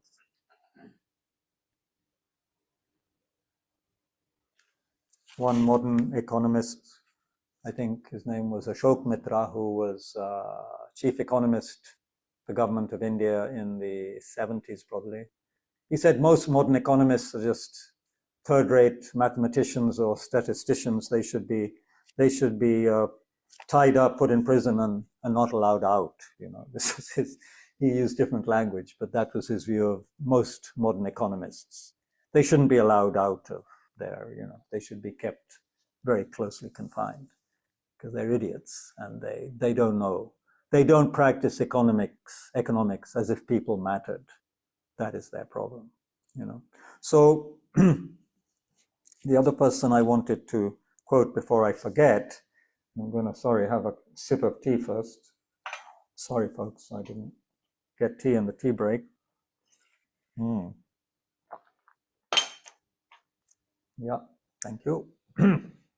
So this is something people who've been coming to Tushita for a few years know about, and it'll bore them, but those who don't know, there's a book called The World-Ending Fire, which has essays by Wendell Berry, who was someone who eschewed fame and so forth and went back to work his farm in Kentucky, United States, because the land had been abused by modern machinery and wrong ways of agriculture. He wanted to go back and restore his family heritage, the land. He kept up his wonderful writing and poetry at the same time. And in an introduction by another author to this book of essays, that author summarizes Wendell Berry's work in many ways with these words, which have become a kind of which I think deserve to be a kind of modern mantra for people who aspire to helping heal, to some extent, the human predicament.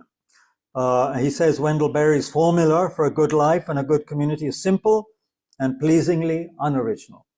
Pleasingly unoriginal. You know, we don't have to be smart and clever and new all the time. What is it? Slow down. Slow down. Yeah? Pay attention. Do good work. Love your neighbor. Love your place. Stay in your place. Settle for less. Enjoy it more. That's amazing. I think that's amazing. Especially, you know, given that it's also essential nowadays. If we're not going to, you know, if we, at least to slow our self-destruction, we need to do this. Slow down. Slow down. What's the hurry? Pay attention. Pay attention to that person near you. Pay attention to the person next to you in the metro. Pay attention to the images coming to you on the screen, which you just quickly, you know, change to something else. What does that mean, that destructive image on the screen? You know, pay attention. Pay attention to the beauty of that you may see during your morning walk. And also the so-called non-beauty. Pay attention. Do good work. Love your neighbors. Not easy at all. I'm looking at a friend right now who's had some difficulty with his neighbors in Delhi. Over what? Over where to park the scooter or something like that. Yeah, it's not easy to love your neighbors. Huh? Love your place. Oh boy, that's a hard one. Love your place. Stay in your place. Settle for less, enjoy it more. Gandhiji would send people, workers, to villages, and not like a modern, you know, person who's working or an advisor or something. You go to this conference, then you go to that conference, then another conference, you know, and in between you, whatever. No, you go to that village. Yeah, you stay in that village now. Spend your life in that village. You want to help those people? You spend your life with those people. Stay in that village. Love it, love them, and stay with them, and you help them. Don't move around so much. Slow down. Yeah. The recipe for a good life? Difficult for us modern people. Very difficult to think like this. Very difficult. There's an essay in here called The Prejudice Against Rural Folk. This also, I mean, there's so much in this book. Also, Why I'm Not Going to Buy a Computer is one chapter he wrote. And all the hate mail he got when that came out and how he answered. some of the males, because they said you're using your wife as a slave by having her do some of the office work, which could be done by a computer. So then he has to answer that kind of allegation. He's obviously a male chauvinist if he's not having a computer, because his wife has to do certain traditional things, which otherwise, a computer would make much, it's a very interesting chapter. This is, I wish one could have a whole month or two to look at just this book itself. But this is very important, folks. The American people here, especially who wanted Kamala Harris to win, you should listen to this. Disparagement of farmers, of small towns, of anything identifiable as provincial can be found everywhere in America, he's saying. In comic strips, TV shows, newspaper editorials, literary magazines, and so on. A few years ago, the New Republic affirmed the necessity of the decline of family farms in a cover article entitled "The Idiocy of Rural Life." And I remember a Kentucky high school basketball cheer that instructed the opposing team, go back, go back, go back to the woods. Your coach is a farmer and your team's no good.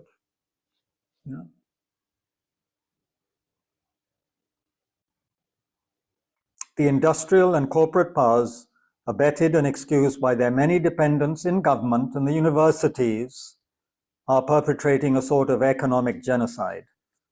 Less bloody than military genocide, to be sure, but just as arrogant, foolish, and ruthless, and perhaps more effective in ridding the world of a kind of human life.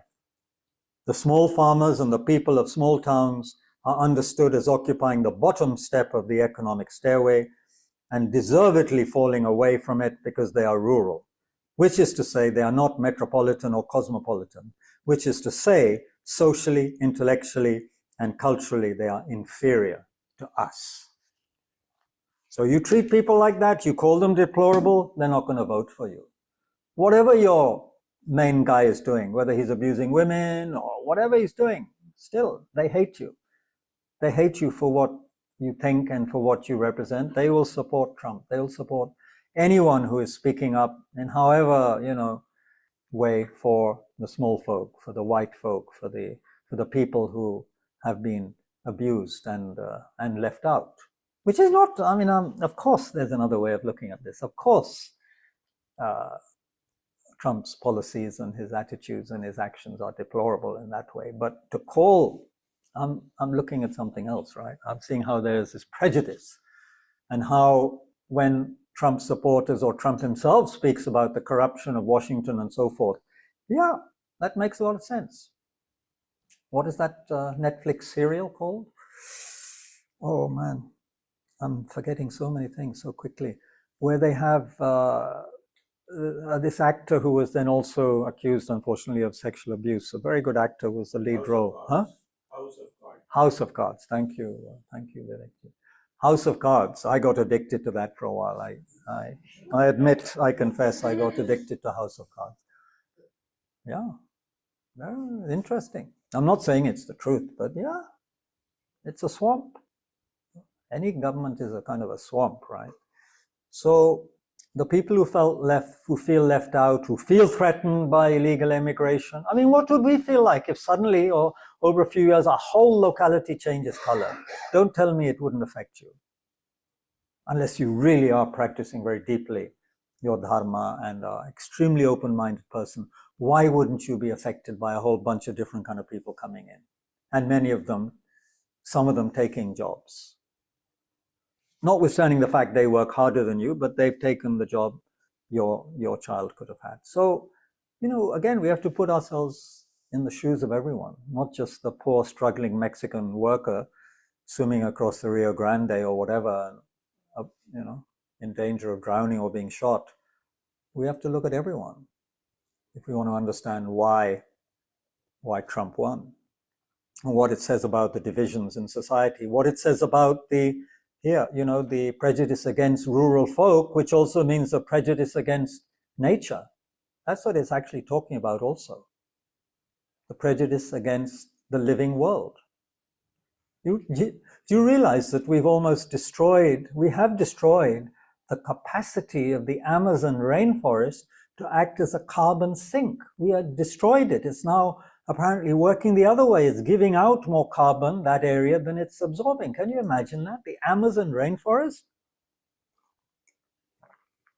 God knows how many million square kilometers that is, and we've devastated it. A lot of it because we want to grow soybeans to feed cattle so we can eat the cattle. How about that? You know? And on the way, murdering lots of people who bravely stand up for the forest. Countless murders of such people. That's you know, total, it's a desecration. The world is sacred according to all the old traditions which lived in harmony with nature. The earth is sacred. We have desecrated it, desacralized it. We are destroying it. It is an abomination. People keep on sending me, including some friends who are sitting here, some wonderful things on WhatsApp, which I have been putting together, and I hope I can just find it. Since this particular has been sent by the gentleman sitting on my left, you, sir, will have to read it, because you can read Hindi better than I can read Hindi. You don't mind doing that, Sujit ji, in a moment? Vinod Kumar Shukla. Huh? Vinod Kumar Shukla. Ha, maybe. This is in Hindi, and then maybe you would do us a favor of translating it as well. Again, a short poem. Yeah, it's here. You have it easily accessible on your phone? Yeah, yahan dekh lijiye. I'll just check. I have a translation as well. Okay, So, but you want to, well, you can easily do an extempore translation, but you want the Hindi? yeah. Yeah. So You want a translation as well, huh? first do the Hindi, and any Hindi speakers, well, there are not many, maybe online, who will be able to hear it. Why, will he be heard online? Yes. Great. So Is this working? this is, yeah. Yeah, so this is from the poet Vinod Kumar Shukla. It's called हताशा से एक व्यक्ति बैठ गया था. हताशा से एक व्यक्ति बैठ गया था. व्यक्ति को मैं नहीं जानता था, हताशा को जानता था. इसलिए मैं उस व्यक्ति के पास गया. मैंने हाथ बढ़ाया. मेरा हाथ पकड़कर वह खड़ा हुआ. मुझे वह नहीं जानता था, मेरे हाथ बढ़ाने को जानता था. हम दोनों साथ चले. दोनों एक दूसरे को नहीं जानते थे, साथ चलने को जानते थे.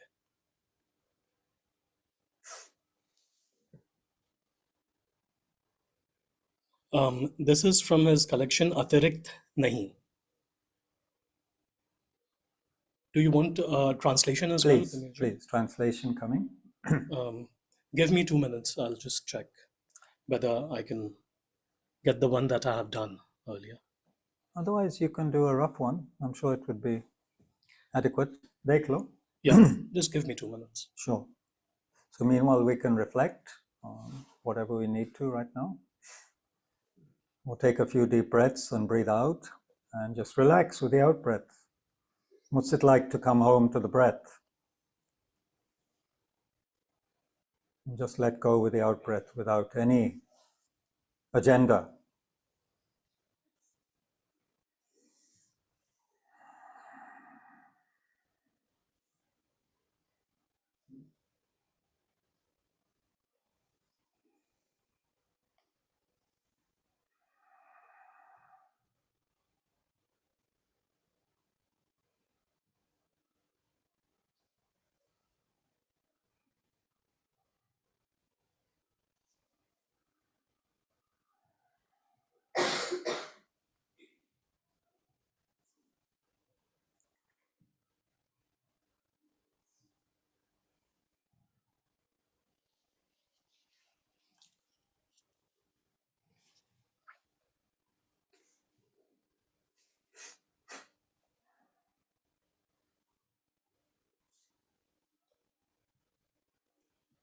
I'm doing a translation.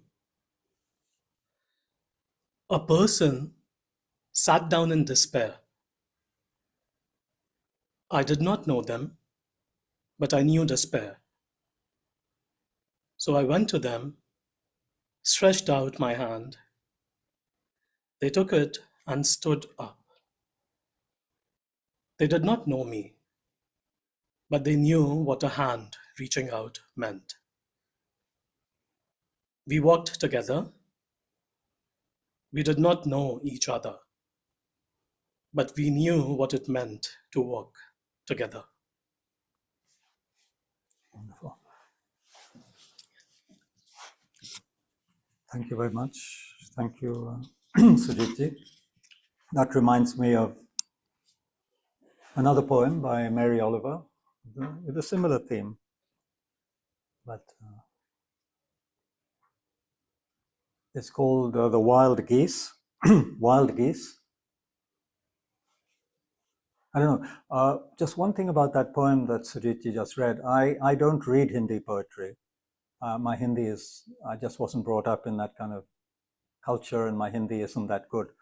But when I read that poem, it somehow struck me. I had to look up what Hatasha meant, but the poem really struck me in its directness and simplicity and the beauty of what it was saying. Very wonderful poem. Okay, Wild Geese, and this is by the Mary Oliver, the American author who passed away not so long ago. You do not have to be good. You do not have to walk on your knees for 100 miles through the desert, repenting. You only have to let the soft animal of your body love what it loves. Tell me about despair, yours, and I will tell you mine. Meanwhile, the world goes on.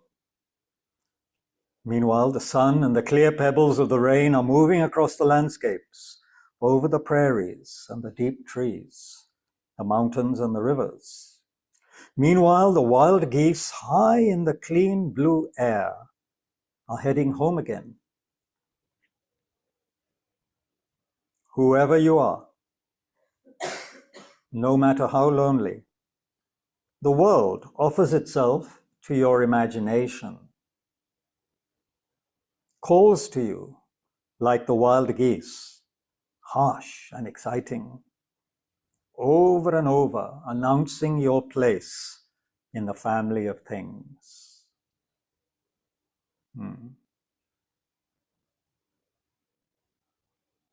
So I think such a poem can only be written by someone who is slowed down and paying attention. Maybe that's partly what poetry is about. Good poetry, or good, bad, but poetry that gets you. The person is slowed down and is paying attention and is connecting with something heartfelt in themselves, and so it reaches out to us, even hundreds of years later. In this case, recently. Yeah. It's also very similar to a very small poem by Li Yang Li, the Chinese American. Really? Yeah. One of the sentences that you read from the Buddha, I've just sent you that poem. Just check on your WhatsApp. Wow. Look at this. Look at this. Wow. Oh, okay. It'll be. Wow. Okay. One heart. Look at the birds. Even flying is born out of nothing. The first sky is inside you, open at either end of day. The work of wings was always freedom, fastening one heart to every falling thing. This is Li Yang Li from the Book of My Nights. This is a contemporary poet? Yes. He's in his 60s now, early 60s, I think. So they were driven out of China because of they were a very political family. A political family driven out of China, Sujit is saying? Sun Yat-sen's regime. During Sun Yat-sen's regime. During Sun Yat-sen's period, which is before Mao Zedong. Yes. Yeah, before the Chinese Revolution, before 1949. Yeah. Thank you for that. Thank you very much. Before I forget, I would also like to read this because I know I'll forget otherwise. And it is just, this is called Invocation, and it's by a contemporary Buddhist Lama, Tibetan Buddhist Lama. He was asked to say something on the last day of the tumultuous year of 2022. Yeah, and he wrote this in response. It's called Invocation.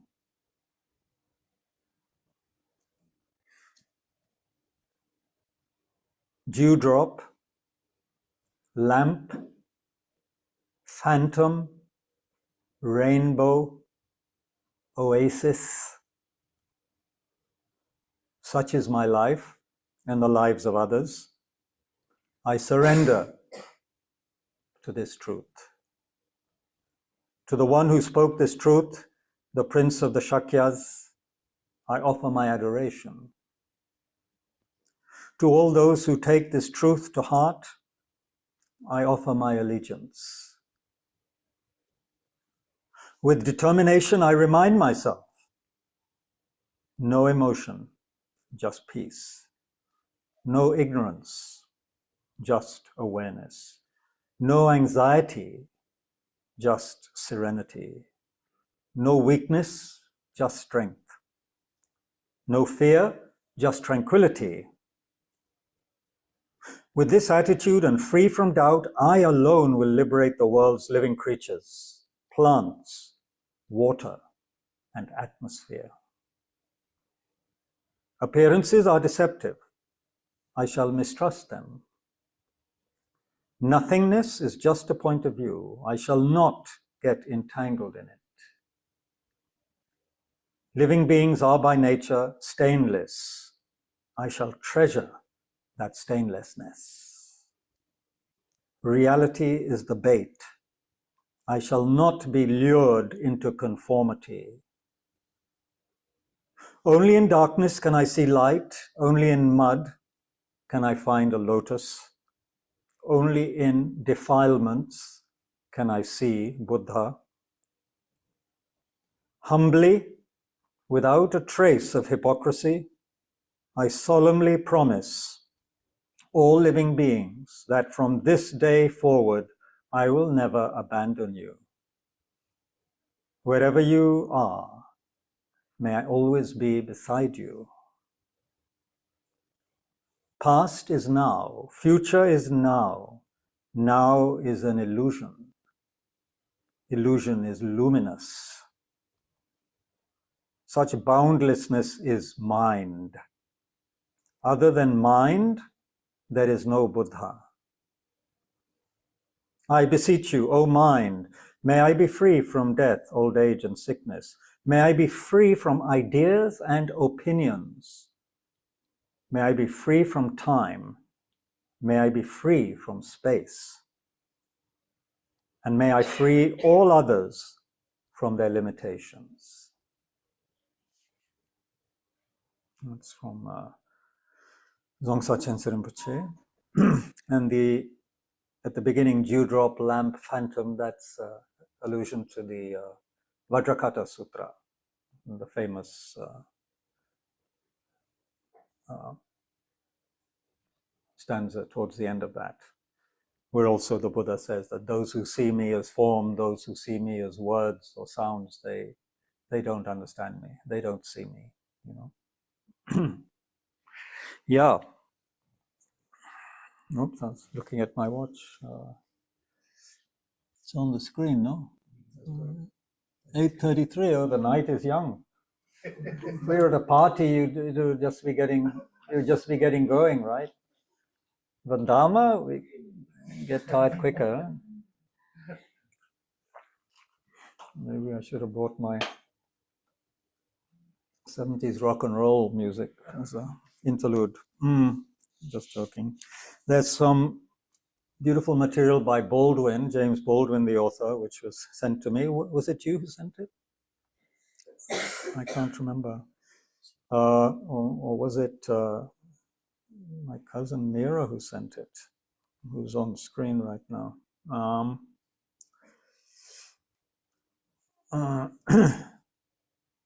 That's quite long, but there's also an interview with the author, James Baldwin. Is he still alive, James Baldwin? No, he's passed away. Why is he famous? For his book And his activism. and his activism. He was a black indigenous person of color, I think is the current appellation for the black person in America. Yeah. And what's that famous? The Invisible Man, he wrote. No, was that him? That was someone else. That was someone else. Okay.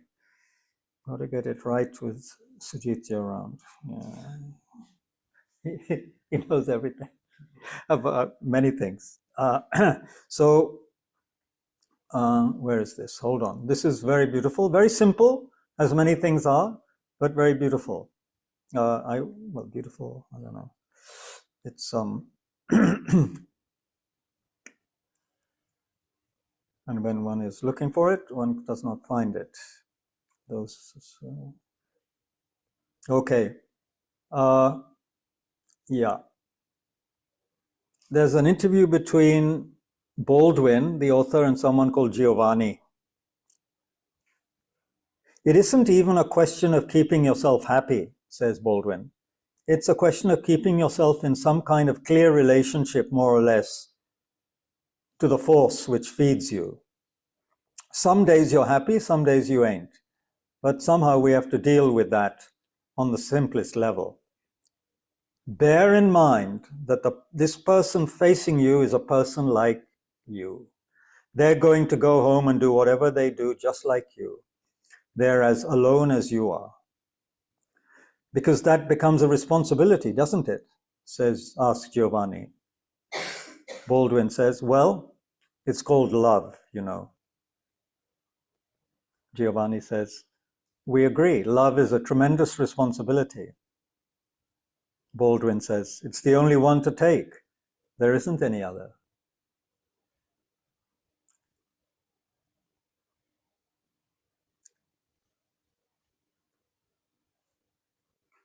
And then underneath this, in my WhatsApp compilation for this talk, I had what I consider a very powerful, just short extract from The Great Gatsby, which some of you know through the film, perhaps, with Leonardo DiCaprio, I think, yeah.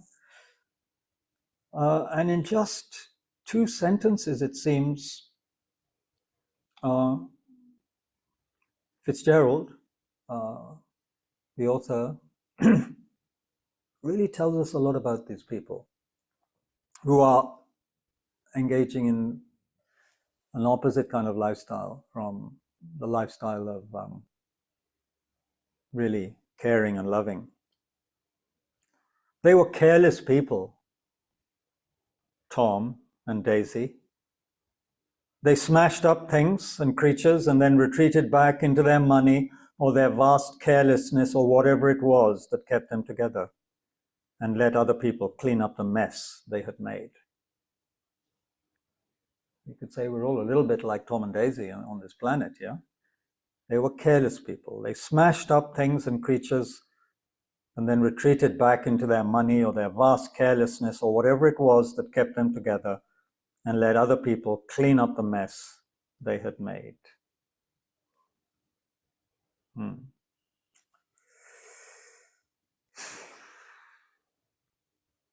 As Joseph Campbell, the great author on myth and so forth, said, on the other hand, that if we were to follow our bliss, what it is that you love to do, if you do follow your bliss, you put yourself on a kind of track that has been there all the while, waiting for you. And the life you ought to be living is the one you are living. When you can see that, you begin to meet people who are in the field of your bliss, and they open the doors to you. I say, follow your bliss and don't be afraid. Doors will open where you didn't know they were going to be. If you follow your bliss, doors will open for you that wouldn't have opened for anyone else. So that sense of trust in oneself, which we've lost, and many people would say our modern malaise, which creates all of these problems, like big people with huge egos who want to dominate others and get power, is due to we don't love ourselves. There's a lack of love. We mistrust ourselves.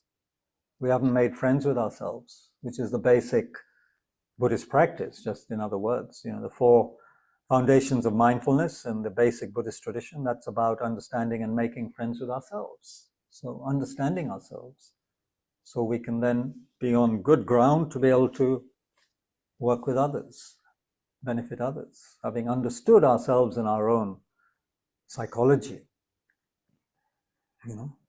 It's just makes a lot of sense. I think since there is so much more to say, I would like though to hear from audience, and we can have some discussion, because we'll have to have another session where we wrap up some of the loose ends. There were other things to quote from, but then it becomes a bit too much.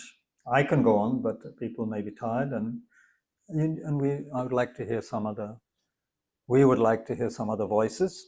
So if first anyone here at Tushita, perhaps we give people here at Tushita a little chance, or should we start with the majority who are the audience online? What's the policy? What's the political correctness here? They made the effort to come despite the politics. They came through the smog of Delhi to get here.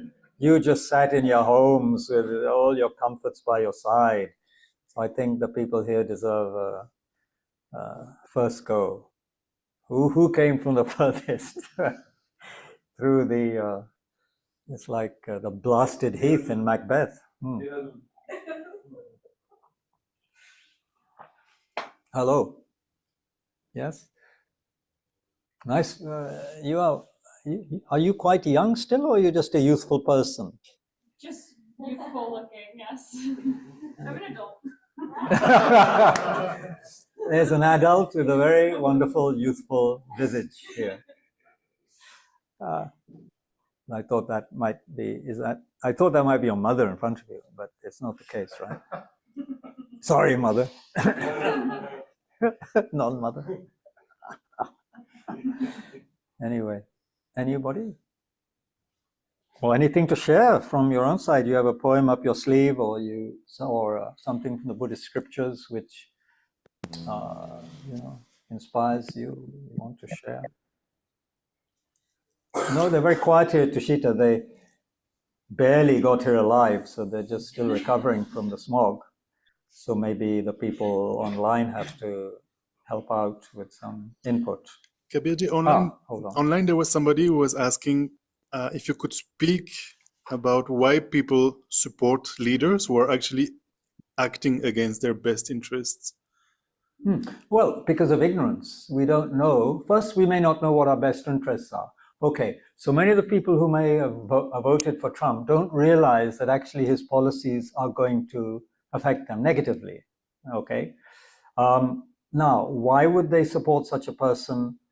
Well, because of what Trump represents. Okay. Trump is a symbol. People don't know Trump properly, right? Because if you did, you might not like him very much. If we knew many people we don't know better, we might not like them so much, or we might like them more. Now, as I said, what he represents, rightly or wrongly, because it's very funny, he's been in New York or wherever, and he's, a capitalist, you could say, but he somehow managed to, I don't know, he's managed to resonate, or what's the word? He's managed to feel the pulse of dissatisfied, disillusioned, unhappy, desperate white America, by and large, but not just white America, and also young people who need more guidance and firm, direction in their life, which they feel Kamala Harris didn't give. She spoke of joy, she spoke of various things, but she didn't speak of policies which are very, very direct and, which people could understand easily. So Trump represents, or a leader anywhere represents something you think they mean, or they mean for you. So if Trump for a person means someone who's going to stand up for us against the stinking swamp of Washington and all that elite who call us deplorables and don't care for us, and who go to parties and spend a lot of money on champagne when we don't even have enough money to pay for our proper food. So those people are going to see Trump as their savior, because he said he's going to save them from these corrupt people. And if you don't have much of an education or haven't used your mind enough to analyze, then also you don't know what this person represents properly. But you see them as someone who can help you, who can save you. You've invested in something, in a kind of wrong investment. But who can say, maybe his policies will benefit quite a few people. We can't say. I'm not enough of a intelligent political analyst or economic or sociologist to be able to tell exactly what's going to happen with the Trump presidency. But it's quite clear it's going to affect a lot of people negatively, very negatively. It seems short term. Long term, I'm not sure. But if it leads to more and more polarization and so forth, then of course, if it leads to, again, we think the liberal agenda is the one that's going to save the world, but it's based on capitalism. And according to a lot of what we're saying here, is capitalism is part of the problem. A disrespect to nature, thinking that resources are indefinite, using the earth as just a resource and not as something you love and care for, that is the modern problem. Everyone suffers from it, Republicans and Democrats. Who is supporting the earth? Who is supporting small farmers? No one. There are hardly any small farmers left in the United States. It's all mechanized. Most of it's mechanized. The small farmers are struggling, I heard, and are going out of work, because of the big machinery, the big corporations, and so on and so forth. So people are leading more and more desperate lives. You look at the indices of happiness. America's way down near the bottom. The way that India is way down in the indices on press freedom and so forth. We're not doing so well in India either, in many respects. But I better not say too much about that, or I'll get arrested, or worse. They'll find their way through the smog to get me. They know where I am. So yeah, it's difficult. It's difficult. If someone for you symbolizes something, then you will support them until such time as you see that you were wrong, and then you will be very disillusioned. It's like someone you fall in love with and you think they're God's gift to you, and then you realize they're, I don't know, scamming you or just using you or abusing you or whatever, or you just don't like them. You like them at a distance, but you didn't like to be in the same house as them, so then they become the devil. The divine becomes the devil becomes the divine. Everything's changing, right? For now, Trump and other people, Putin and others, for what?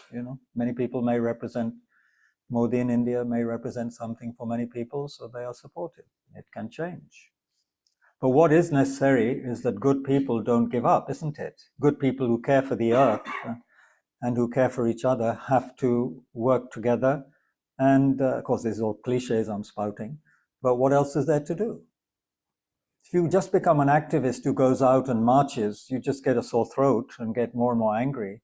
And sometimes it doesn't, achieve very much. So we have to think of ways of creating alternatives. And I feel the Gandhian way is the best, but I think in some ways it's very, very hard now to go back to that. Although it is said the reincarnation of our founder, Lama Yeshe, is a young, well, still quite young Spanish man who is trying to revive from the ecological side, the small village commune type ideas based on permaculture and more organic kind of living, which may be a way for there to be oases of sanity and health, well-being on the planet when a lot of the planet has been desecrated and destroyed by climate crisis and so forth, and by war. So there we have to hope, and we have to carry on. And some would say, just get on with your practice, with your sadhana. The world, this is the world. After all, this is the age of degeneration. not just according to Hindus, according to Buddhists as well. So if you're a Buddhist practitioner, you know this is the age of degeneration. Things aren't going to get better right now. So focus on your own mind. Focus on your own peace and happiness. Low battery. Your Mac will sleep soon unless plugged into a power outlet. So even the Mac's getting tired. Yeah. A wonderful quote from Bob Dylan, who I haven't quoted yet. And if we had more time, we would have a sing-song. But I was looking at his chronicles, which again, this kind gentleman, Sujit, gave me, with the quote, "For he not busy being born is busy dying, as ever, Sujit," 28th of, I have to read because he writes it in, you know, in the Roman way, you have to read it, takes time. 27th of December 2021. In his chronicles, Bob Dylan, he's getting fed up, he says, with what I guess nowadays people would call wokishness. Some people are getting upset with that, right? And anyway, just the whole tamasha, the whole circus of modern life with all of its stuff. He says this on a day that he was about to be visit an American poet, MacLeish, who wrote deep poems, was the man of godless sand. He could take real people from history.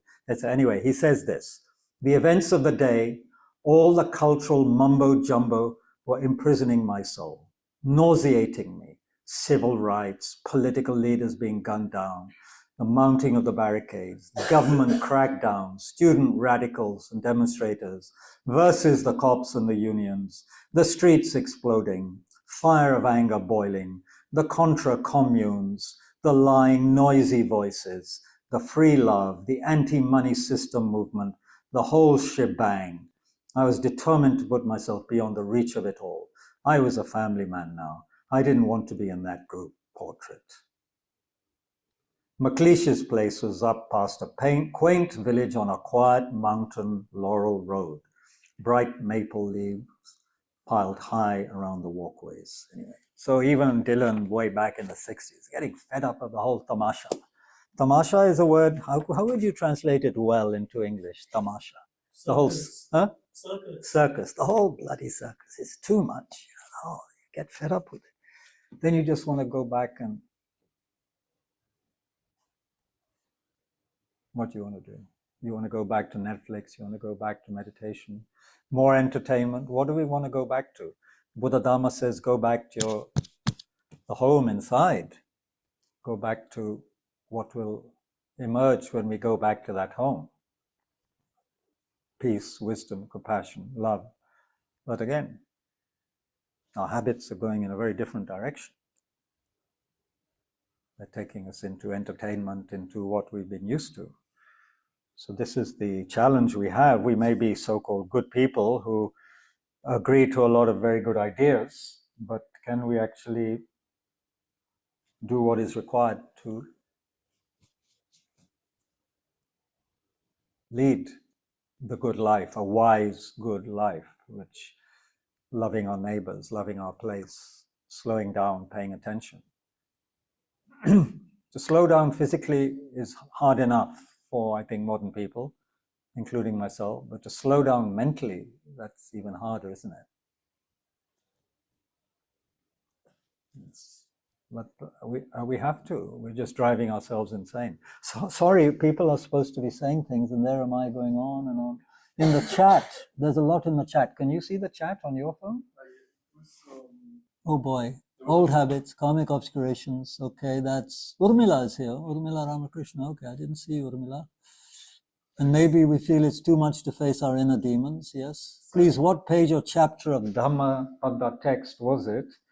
That was, well, there's a chapter in the Dhammapada on the fool, and there's one on the wise person, on the wise. So it's there. But this is a beautiful translation for contemplation by I think a Western Theravadan monk called Ajahn Munindo. It also could be, yeah, it's probably a Westerner, possibly Scottish, because he's talking about the Scottish Highlands in the preface.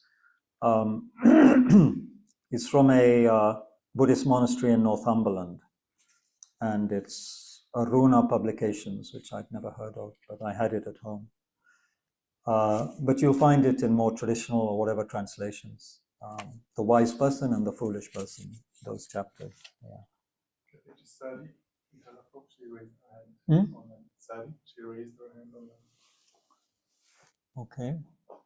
Hari. Sahil, is it? Sari. Sari Galapo. Okay. Yeah. Please. Where are you? I'm in Switzerland at the moment. Where? In Switzerland. Switzerland. Very nice. Okay. It's not a question. It's just, it made me think as you were talking about the tamasha. I didn't know that word. I like it. I'm adopting it.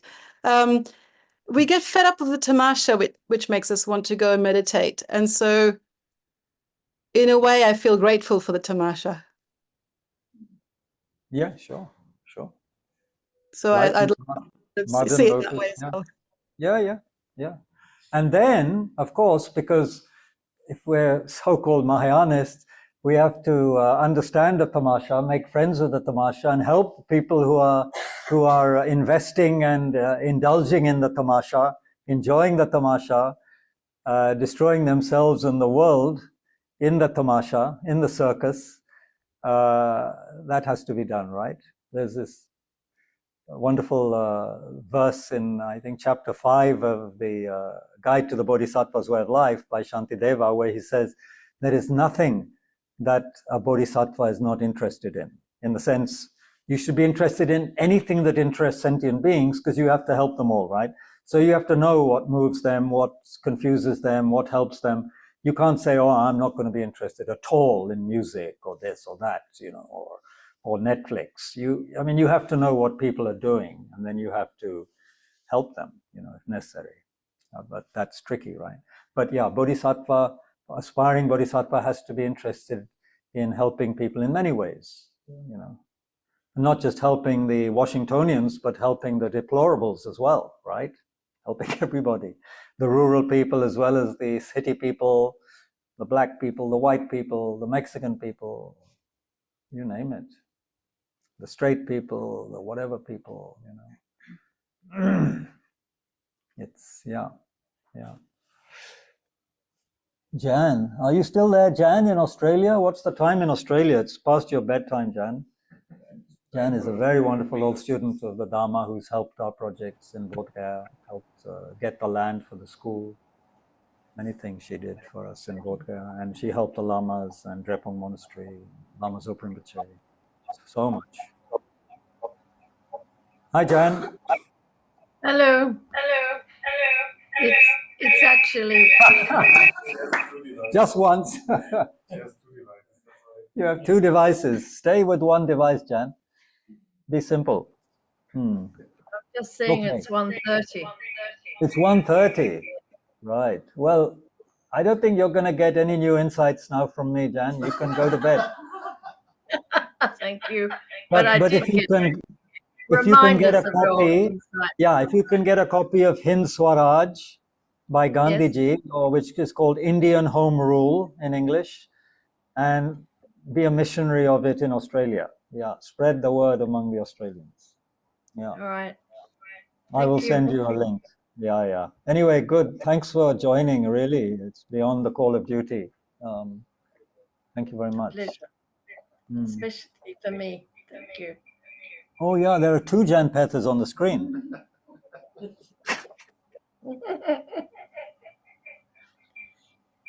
Anji, who else would like to say something before the computer dies? Before the computer dies. I didn't bring the charger. You didn't bring the charger. Look at that. Yeah, it's almost dead. The computer's almost dead. That's a good sign. It shows that the earth, nature is going to win, Computer cannot win. Human beings are going to win the war against the machine. And the robots and the AI and all the people who will deny human creativity. Yeah, but it's going to end now. And then, of course, yeah. So because of that, you have to stop the session now. Yeah. If you weren't using technology, we could have continued. Your Mac will sleep soon unless plugged into power. It said it before, it's saying it again. What's the percentage? Percentage it doesn't give. It just has a small red line. Yeah. I'm sure there's a way of getting the, oh, percentage is 6%. 5 minutes, it says 12 minutes. We can have 12 minutes, folks. So anyone who wants to sing a song or something. Linda Noble? Ah, Linda. Ah, hi there. Hey, how are you, Kabir? Thank you so much. Yeah, working like a slave, but good. Yeah, very good. Overall, you know, with this election, there seems to be more division in the world, obviously. The media is bought and paid for, politicians are bought and paid for. Big money is behind a lot of the political strings that are being pulled. It seems like the world is going globalism versus national sovereignty, and people have some rule over their own lives. But the thing is, you notice with social media, it's very important now to have an opinion and have an agenda. And this false sense of the ignorant self is being propped up by so much social media. And families are being ruined by this. You know, there's divisions. People can't just agree to disagree. We can't do that anymore. How do we get over the problem? And you've been talking to that as being empathetic, putting yourself in the person's shoes, thinking about what they could be going through. But it's very, very hard because it's very strong. I agree. Completely agree. How do you get take down my own walls? How do I deal with someone who's adamantly hanging on to their position? Slowing down, paying attention, and using one's imagination to see where they're coming from. One of the things I wanted to mention, and it deserves a whole few sessions by its own, is a chap called David Bohm, who was a nuclear physicist. He worked on the Manhattan Project with Oppenheimer, became very close to Krishnamurti, the great Indian sage. And he has written and worked a lot on dialogue. And just some of the basic ideas are very interesting and I mean quite basic in one way. He says dialogue usually means, even if it's called dialogue, one person, as you said, comes with one opinion, the other person has another opinion. Their dialogue is not to learn something new, it's to make sure the other person accepts your opinion, right?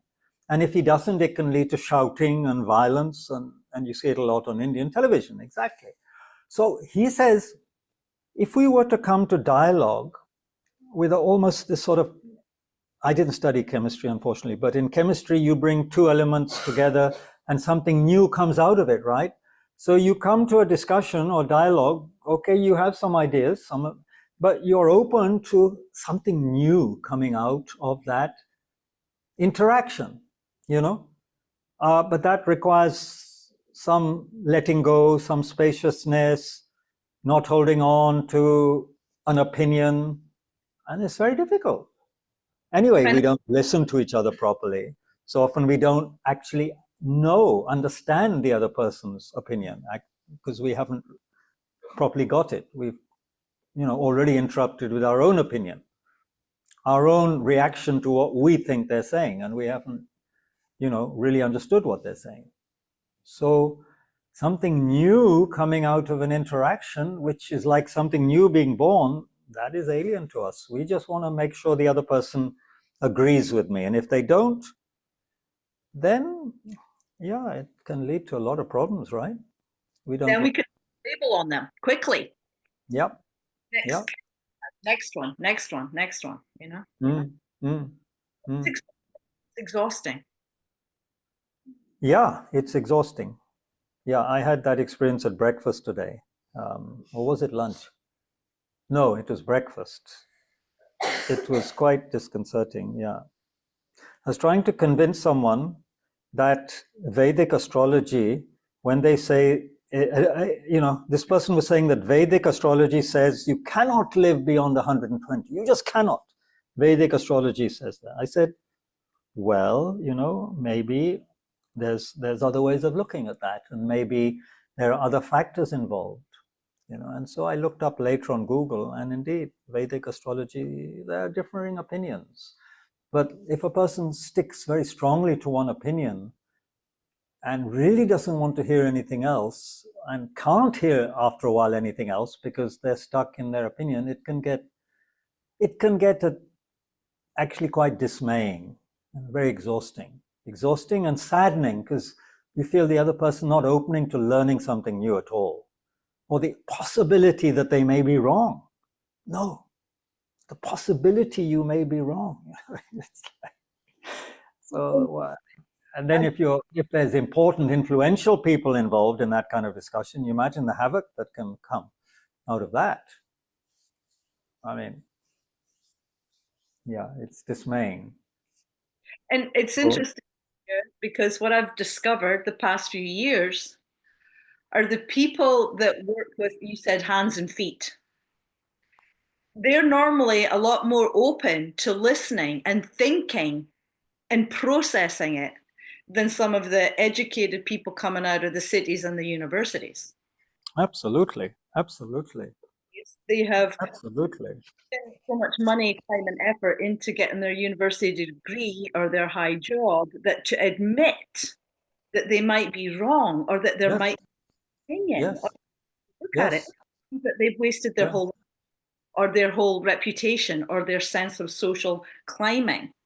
Yeah, yeah. A lot of people that maybe came out of the cities are re-looking at everything that has been happening in the past 3 or 4 years and seeing things a little bit differently. But it's also very hard because they're either becoming more strong and more adamant, or a bit more flexible and open and listening. Yeah. So yeah.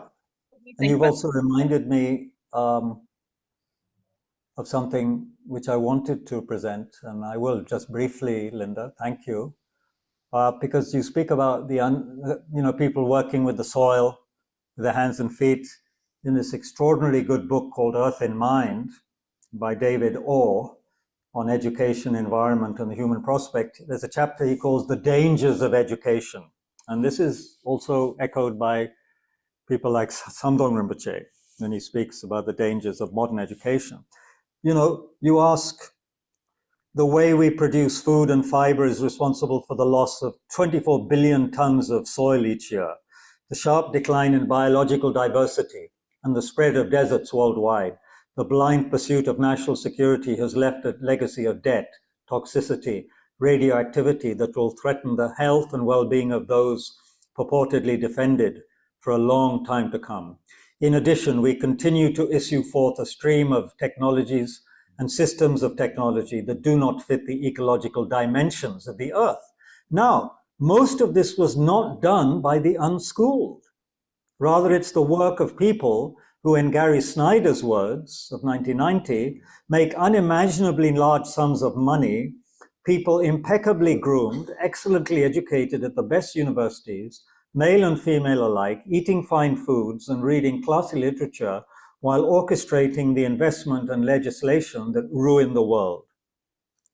This is the well-educated people doing this. People like me from Oxford and Cambridge and stuff. We're the ones destroying the planet, not the people working on the land, So in other words, the author says, education can be a dangerous thing. Accordingly, I intend to focus on the problem of education, not problems in education. And anyway, this is a very, very, very, very amazing book, which again, I don't have time to read like now, but if anyone does, it's called Earth in Mind by David Orr, and it's excellent. It is really excellent. There's a whole chapters on education, and then rethinking education, on ecology, many things, many things. He also spoke about something that's very real, apparently, in the urban world, which is people who are afraid of nature. Apparently, the great Woody Allen was someone who, had this fear of natural things, whether plants or soil or anything. He had this irrational fear of natural things, and apparently it's growing more and more worldwide. As we get more used to plastic and concrete, then of course we will get more estranged, possibly some of us, from natural things or getting your hands dirty. Anyway, I feel we might be going round in circles soon, and we have to allow for, but just in case I drop dead tonight, I want to tell you before I go that, not that I'm planning to, but then one never plans to drop dead. Jack Kerouac, Wake Up. This is an extraordinary work. We know Kerouac for Dharma Bums, On the Road. This is an extraordinary book with a great introduction by Robert Thurman. It's called Wake Up, A Life of the Buddha, prepared by Jack Kerouac. Introduction by Thurman. It is excellent. This guy, Kerouac, was not just, someone from the Beat generation who wrote interesting, prose or whatever. He is a poet. He had deep insight. Thurman is showing in his introduction, and then if you read the book, this guy has very deep insight into the wisdom teachings of the Buddha. Anyway, it's a short, relatively short book, Wake Up, and he has excellent dialogues between Buddha and Anand and so forth. Yeah, well worth reading, especially for those who are married. And I haven't even mentioned the word Whitman, which is a great disgrace. Walt Whitman is actually the fountainhead of, you could say, the source of so much great American poetry and a great inspiration to many still. And if you read his Leaves of Grass from 1855, then you get a sense of what it means to be someone who is connected with life, connected with people, connected with the planet, connected with the blades of grass that grow on this planet. That I haven't even mentioned Whitman. So we'll have to have another session, and maybe Nikoji will, next time I'm in Delhi or another time, we can have a session. Or I could do from Bodh Gaya, of course. That's also possible. It's up to the powers that be. But for today, maybe we can end with some dedications. So Shantideva has some great dedications. I'm not going to read from the book, but he says in one stanza that may all fighting with weapons become a playful exchange of flowers. This an aspiration in his dedication chapter of his great work, Guide to the Bodhisattva's Way of Life. So we can also dedicate we are always inspired by those who care for people, care for the planet, Buddhist, non-Buddhist, anyone who cares for the planet, cares for human beings. May they be helped by others. May they be always encouraged. May they not give up. May those in despair always find a hand stretched out to them so they can continue to live a life that is meaningful for them. May we never be separated from authentic teachings and teachers.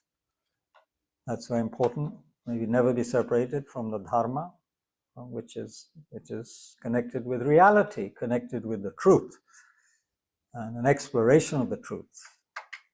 Not a dogmatic insistence on an opinion, but an investigation of the truth of things. May we never be separated from those teachers who expose that so beautifully, who reveal it. May especially His Holiness Dalai Lama, all the other great teachers alive today, have long and healthy lives and continue to teach and inspire us. May all the Sanghas be in harmony, all the people studying, practicing, meditating. May they always be supported for a very long time. May the Dharma exist for a very long time. May we constantly think of how we can support and keep the Dharma from going out of existence and keep it as pure as possible. From the point of view of organization, may all the centers of Lama Zopa Rinpoche and Lama Yeshe in the world benefit more and more people, flourish. May our late Kyabje Lama Zopa Rinpoche, who passed away in April last year, may he return quickly in a young body to guide us again. Those of us who will be fortunate enough, young enough to be guided by a a reincarnation. So all of this, may beings be happy. May the wars which are happening, may they end quickly. May the starvation, so many millions threatened by starvation in the world, not just Gaza, but Sudan and so forth, and Eritrea and all those places for so many years, those places in North Africa, people don't have enough to eat. May they find food, and especially may they always create causes to have happiness and plentiful food and good environment. May we do what we can to save, to lessen the crisis. May we not hide, may we not pretend that everything is pretty much okay. May we not do that. One book is called What If We Stop Pretending? So better not to pretend. We have to face facts and do what we can in a very critical situation for the world.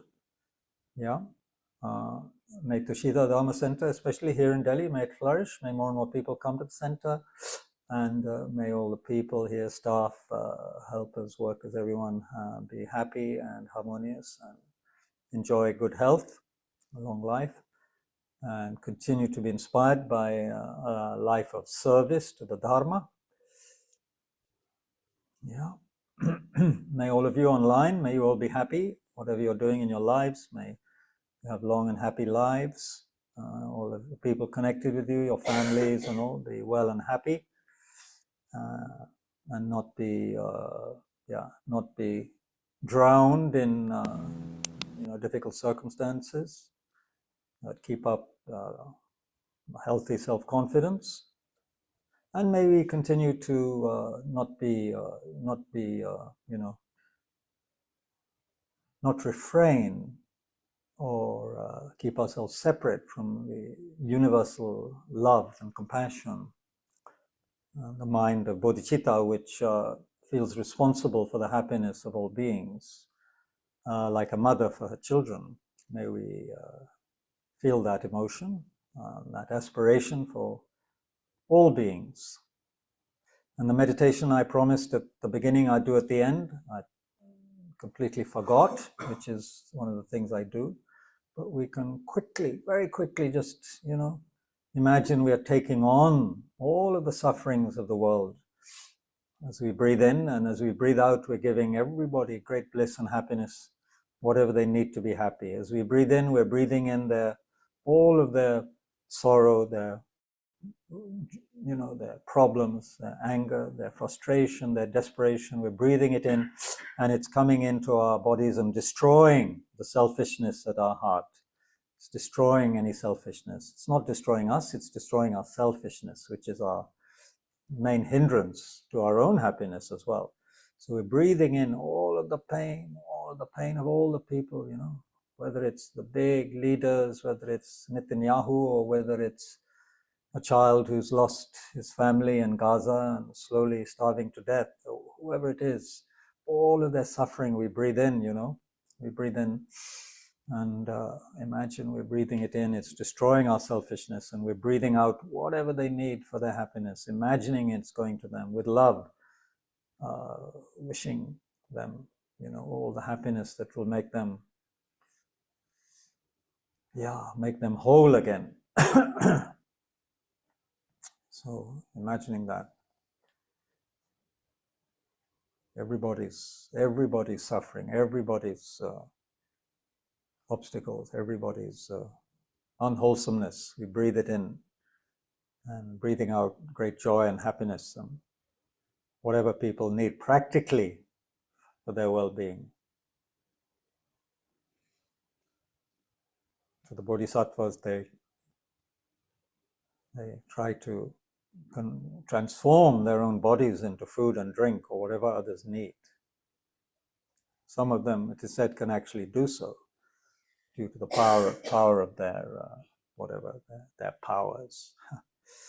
Anyway, we can aspire to that. We can imagine that now, that we are giving others what they need for their happiness, whoever they are.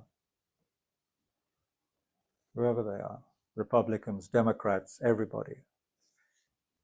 White, black, brown, yellow, everyone.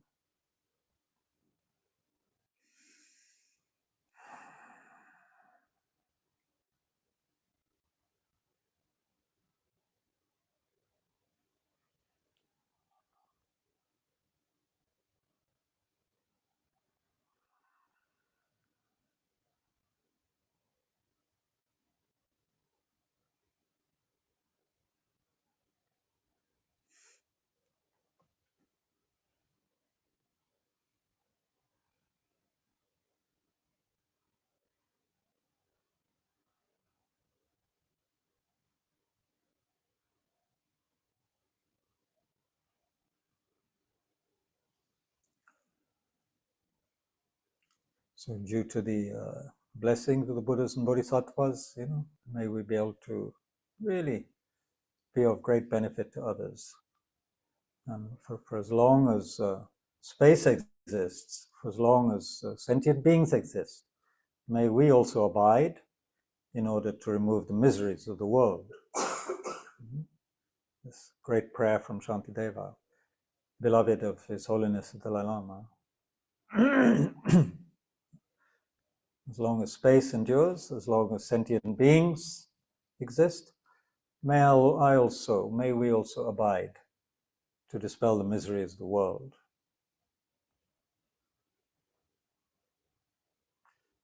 May we bow down to our spiritual masters through whose kindness we develop.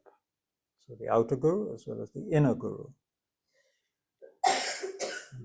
The Buddha nature within us.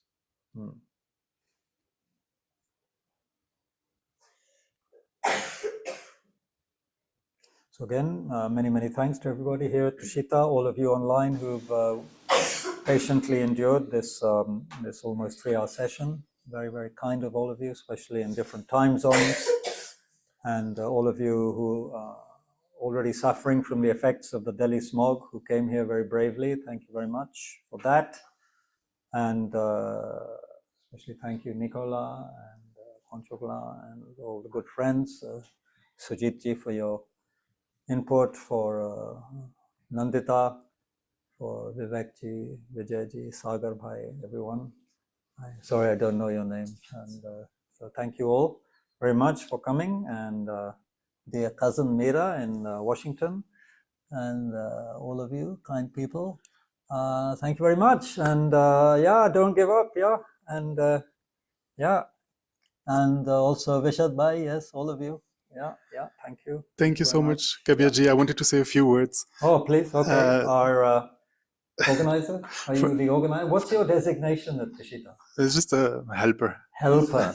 Sevak. So Kabirji, I wanted first of all to request you not to drop dead tonight, but please to leave long. I'll try not to drop dead thank tonight. Thank you for so much for this session. And I hope next time you come to Delhi, we can continue. And it was very good. Thank you so much. And I would like to make a few small announcements. Please. Yeah. So in the coming weeks at Tushita, we have many exciting programs that I would like to encourage you to join. So tomorrow we have Venerable Jamyang coming all the way from Nalanda Monastery in the south of France. She's actually reaching during the night. Wow. And she will stay only 2 days. So please don't miss a chance. Tomorrow evening, she will give a teaching on the healing power of compassion, especially in those very degenerated times that we described tonight. Then on Friday, actually Friday is one of the 4 major Buddhist holidays. It's Labab Duchen, which is, we celebrate the Buddha coming back from the God realm of the 33 after teaching the gods, among which was his mother, who passed away, I think, 1 week after he was born. So this festival celebrates his coming back to earth. And on that occasion, here at Tushita Delhi, only in person, we will do one of the practices that is recommended by Lama Zopa Rinpoche. We will actually do an animal liberation ceremony. So, meaning that we will recite many prayers and mantras for animals. We'll try to save animals from the danger of death. So we thought, because the place is not so big, we are not going to bring fishes. I think in the past we used to go through the Yamuna River, right, and liberate fishes there. But yeah, considering also the pollution, maybe it's best we stay indoors. So what we will do is that we will purchase, you know, like worms that otherwise would be used for fishing or fed to parrots or other animals or lizards or whatever. And so we'll go around the stupa with them, reciting many mantras, reciting many prayers that were composed. There's a practice booklet actually composed by Lama Zopa Rinpoche. So we'll use that. This is Friday at 6:30 p.m. And we also encourage you to bring your pets, cats, dogs. I don't know what else people have here in Delhi. Maybe rabbits, hamsters, guinea pigs. Maybe no crocodiles, please, but maybe a turtle. The only thing is that we request you to have them, at least to have a leash, if it's dogs, and if it's cats, maybe like a small cage or one of those cage backpacks. And of course, if it's a hamster or something, you already have a cage. So please bring that along so we can circumambulate the stupa and holy objects with them. So this is Friday, 6:30 p.m. And then, well, we have many exciting events. I don't have all of them in my head right now with all the dates. So you can check our website, tushitadeli.com. There is a calendar there. We have a visiting teacher, Venerable monk from Germany, Venerable Gelong, who's going to stay here for 2 weeks. Wow. The first, like the last few days of November and the first 2 weeks of December. So he will be giving quite a few teachings here. Venerable Tekchok from Germany. Wow. So yes, and I think there are other events. You can have a look at our website. And also what I wanted to say is that we run entirely based on donations, actually. We entirely depend on the generosity of the people who come here and the people who follow us online. And these days, one of the ways you can help us, really support us. Actually, I didn't step out of my house for a few days, so I didn't realize the pollution was so bad. And actually here in the meditation hall, the smog is visible inside. So we just posted like half an hour ago on our WhatsApp a link where you can help us purchase air purifiers. So that would be, yeah, they're not very affordable. It's like 14,000 each. So if you would like to contribute a smaller amount, please write to us and we will indicate you how you can do that as well. Thank you so much. And of course, yeah, here at Tushita, we have a donation box at the back. And for those who are online, if you simply go to tushitadeli.com, then there is also a donation link there. Thank you so much. Thank you so much, everyone, for coming, for joining online. And thank you so much, Kabirji. Thank you. Please live long. You too, you youngsters, please don't be affected by the smoke. Yeah. Okay. You turn off the recording. Bye, everyone. It's still going. How come it's still? Yeah. I mean, it's.